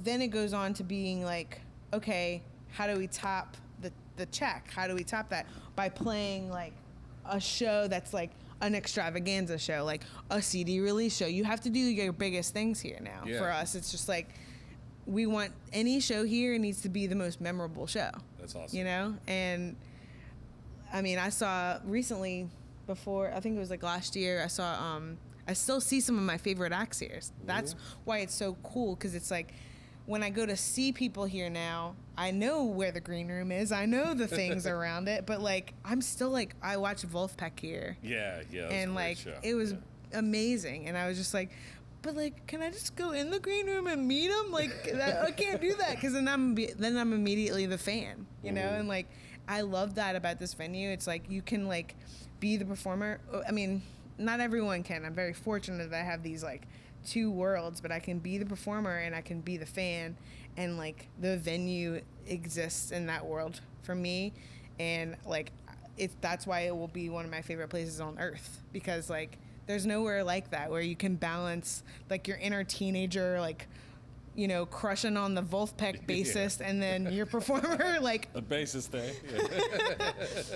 But no, this place is so special, and I still like every show will go rub Fess's head, because if I don't, then the show's like something's gonna happen. Something might be cursed otherwise. That's what people say. That's what people say. Something we've skipped over. Thank you so much. It's a wonderful comment. Oh, this is so fun. On behalf of Tipitinas. We haven't talked about you being a teacher at Lusher. Yes.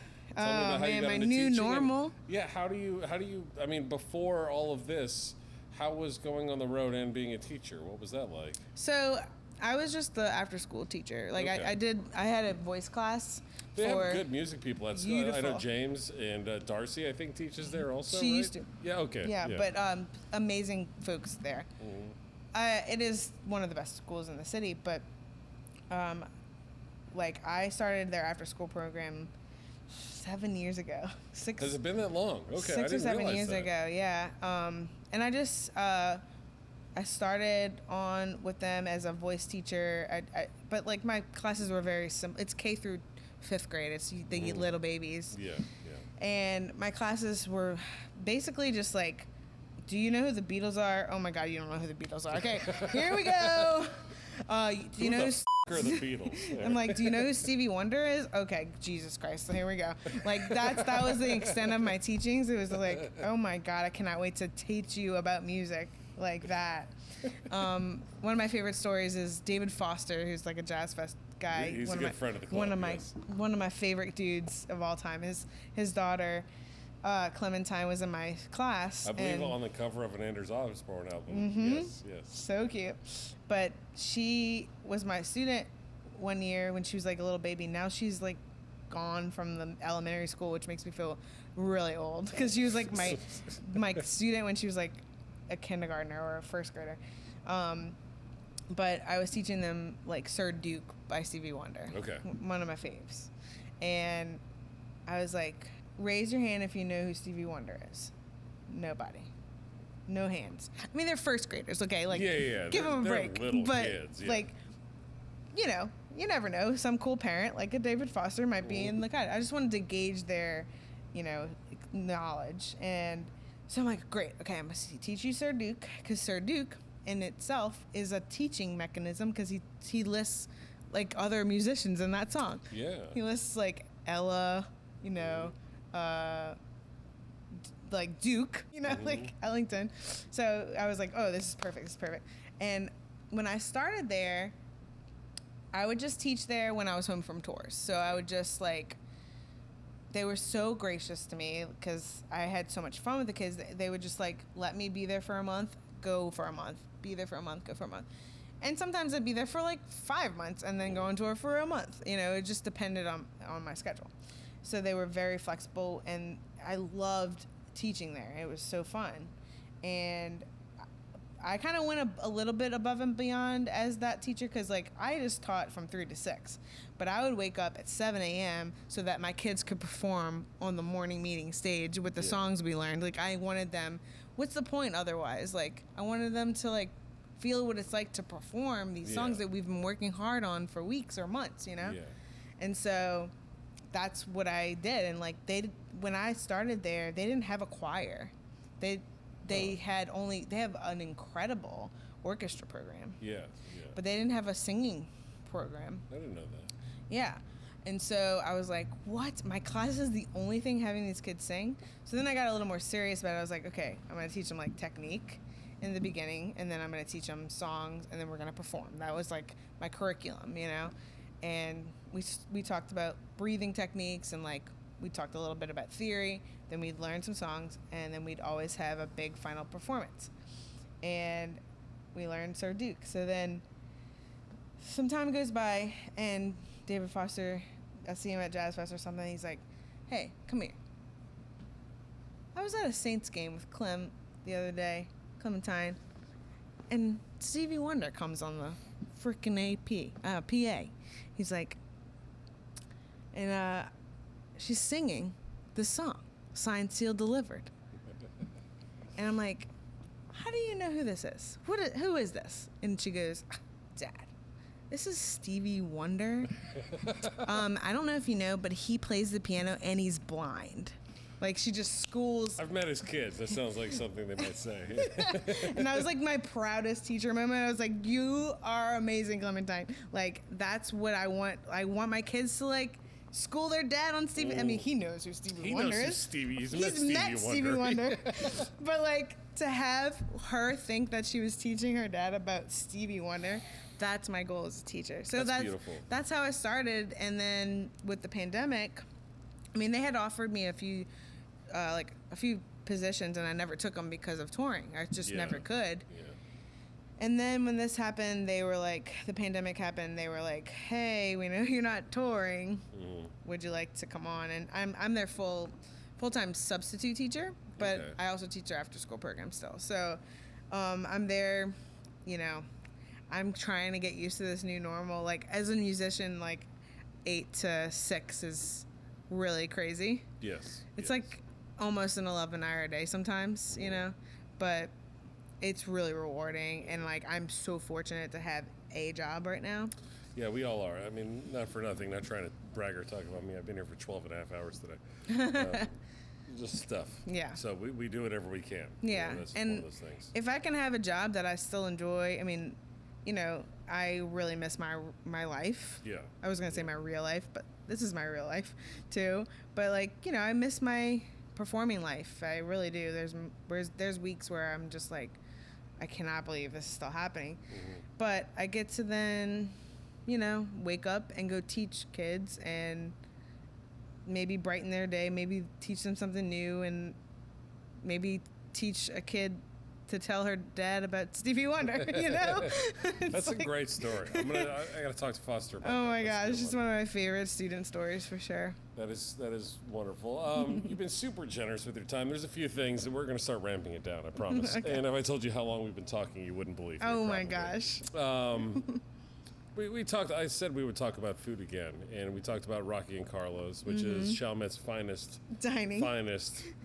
If you've never been, I think it's probably to go only. Obviously, right now. I actually took some friends on a Chalmette field trip a few years ago, and we like carved up at Rocky and Carlos, and then we went like on basically a bar walk. Wow, walking? No, bar. What do you call it? Bar crawl? Yeah. I was going to say, you got to have to walk significantly. It's not like a downtown strip or anything. Like walking along St. Bernard, you know. But thank goodness we carved up because we got a little like too. Get the mac and cheese. Too fun. For sure. Yeah. But more specifically, we talk about po' boys here. There's a famous po' boy, guys, that Stanton created called the Bomb. I was wondering if you have a favorite po' boy place. Good chance to give them a free plug. But more specifically, tell me what your favorite po' boy place is, but then I want you to tell me what is your signature po' boy. What's your place, and what is your signature? What is the Alexis? What is Le Marceaux? Okay. Le Marceaux. Well, I'm a mid-citizen, which is a person who lives in mid-city. We coined the term a long time ago. Well, that is also your management company as well. They got it from our coined term, but yes, it is. But as a mid-citizen, I have to say Parkway. Parkway is of probably course, but it is truly my favorite po' boy in the city. I mean, it's not just because I live there. They're great. I'm not going to say anything bad about them. And then my go-to there is the Surf and Turf. Okay. But I fully dressed. Fully dressed? Yeah. All right. Work. But the debris of a surf and turf is like it's like amazing because it's just. I don't take on mayonnaise and debris, like one or the other. I can't do both. Yeah.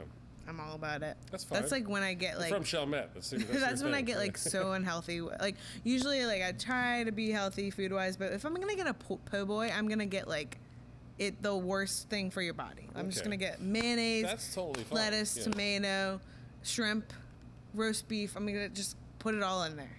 All right, aside from that, what is Le Marceaux? What's going to be on it? You can't just pick one that already exists. I want you to create. Oh, you want me to create your one? own signature po' boy. Okay. Wow, this is on the spot. Yeah, no, you're going to have to go back and watch Sam's too because his was good. So. Okay, well, I definitely have to put pickles in some way, shape, or form. Well, I mean, fried pickles or just dressed with pickles? No, I'm going to go even further and say I'll do a roast beef, like a simple roast beef po' boy fully dressed. But I will pickle my grandma's famous pickled melitons. Put that on there. That's the Chez Marceaux. So the Le Marceaux, whatever you call it. Chez Marceaux would be a roast like beef po' boy with the pickled melitons. Yeah. That's not bad. I mean, I don't know anyone who puts pickled melitons on anything. Wouldn't that be so good? It would probably be pretty good. But I'm so on roast beef po' boys. It's blasphemy around here. Exactly. I had it. So if I told you why, you think it's stupid. But I don't have any hate on roast beef. There's plenty of things that debris is exactly what it needs. I'll tell you what, cheese fries with debris is probably one of my favorite things in the world. That's the greatest thing to eat in the world. Then you like roast beef. I do like roast beef. No, but I don't want po' boy. If I'm not going to get into why. I never order roast beef po' boys. That's a personal preference. There's always something else on the menu I know I'll enjoy. What? I mean, fried shrimp is an easy go-to. Yeah. I always feel better when I get a little sausage in me. So I often go for some smoked sausage. I never go for the sausage. I often try someone's smoked sausage po' boy or hot sausage po' boy. We're not going to talk about me. So my grandma's pickled melon recipe is so famous in our friend group that like for years we've pickled them together and then we give them out to the men in the family. I don't know why. It's so like seems a little sexist. Super sexist. I'm gonna have to fix that. But since I started making them with her, we make enough for the whole family. But before I started making them with her, she'd only give them. That was like the only gift she gave the men though. Like the women would get like gifts too. Don't go super shopping. Sexist. Yeah. But her recipe is so good. It's like they're spicy and like I don't know if you've ever had a pickled melon, but like they just like absorb flavor. So like they're just so perfectly sour. The cayenne in it is just like off the charts, and I have never put that on a po' boy, but when I tell you that might just be the secret ingredient. That might be what makes me go back to roast beef po' boys. So. It would be so good. I've never thought about that until just now. Well, you heard it here, ladies and gentlemen. Thank you so much for being generous. No one leaves empty-handed. We do have a prize for you for participating in the All Right broadcast. It is a certificate suitable for framing. I'm going to frame this. You absolutely should. Go ahead and read it out loud if you wouldn't mind. Certificate suitable for framing for participation in All Right broadcast. We hereby certify that you, Alexis Marceaux, are officially awesome for being interviewed on this day, October 7th, 2020, for absolutely no compensation whatsoever. Congratulations, and you're welcome. And you are welcome. Here's a folder to make sure you don't lose it. Thank you. You are welcome. Ladies and gentlemen, the lovely and talented Alexis Marceaux of Sweet Crude, Alexis and the Samurai, the Jagged Little Pill tribute. It goes on and on and on. Seriously, you've been super generous. This was amazing. It was so fun. If I told you how long it was, you might be upset. It's okay. Let me go ahead and wrap it up real quick before we say goodbye officially. Thank you so much to the great Pete Jones doing lights and sound over there. Tantan the Man upstairs running the cameras as director of photography. And Nick Logan, executive producer, creative director, editor, PR specialist, whatever other titles he puts in the credits for himself. Thank you so much to Tipitinas for allowing us to use the space and to nugs.net for the usage of the equipment. I hope you've been enjoying Tipitinas.tv. Like, subscribe, do all the things you can to the All Right broadcast. If you're interested in sponsorship, hit us up. We need money. We're not getting paid for this, so I would like to It earn literally a buck. says that on the Yeah, there's no monetary compensation as of yet. So we're interested. And now that these are being posted, we actually are starting to see people clicking on it. So I'm interested to see if anyone wants to spend money to have your little knick-knack on the stage or whatever. I'll talk about it. Make the guests talk about it. Whatever. Alexis Marceaux, seriously, thank you so much. Thank you so much for having me. All right. Ladies and gentlemen, thank you so much for joining us. Whew. It's over 2 hours. Oh my God. Can you believe that? I'm a chatty Cathy. No, that's okay. That's good. Like, it's better than the other day I did one and I was like about, like all the things I ever want to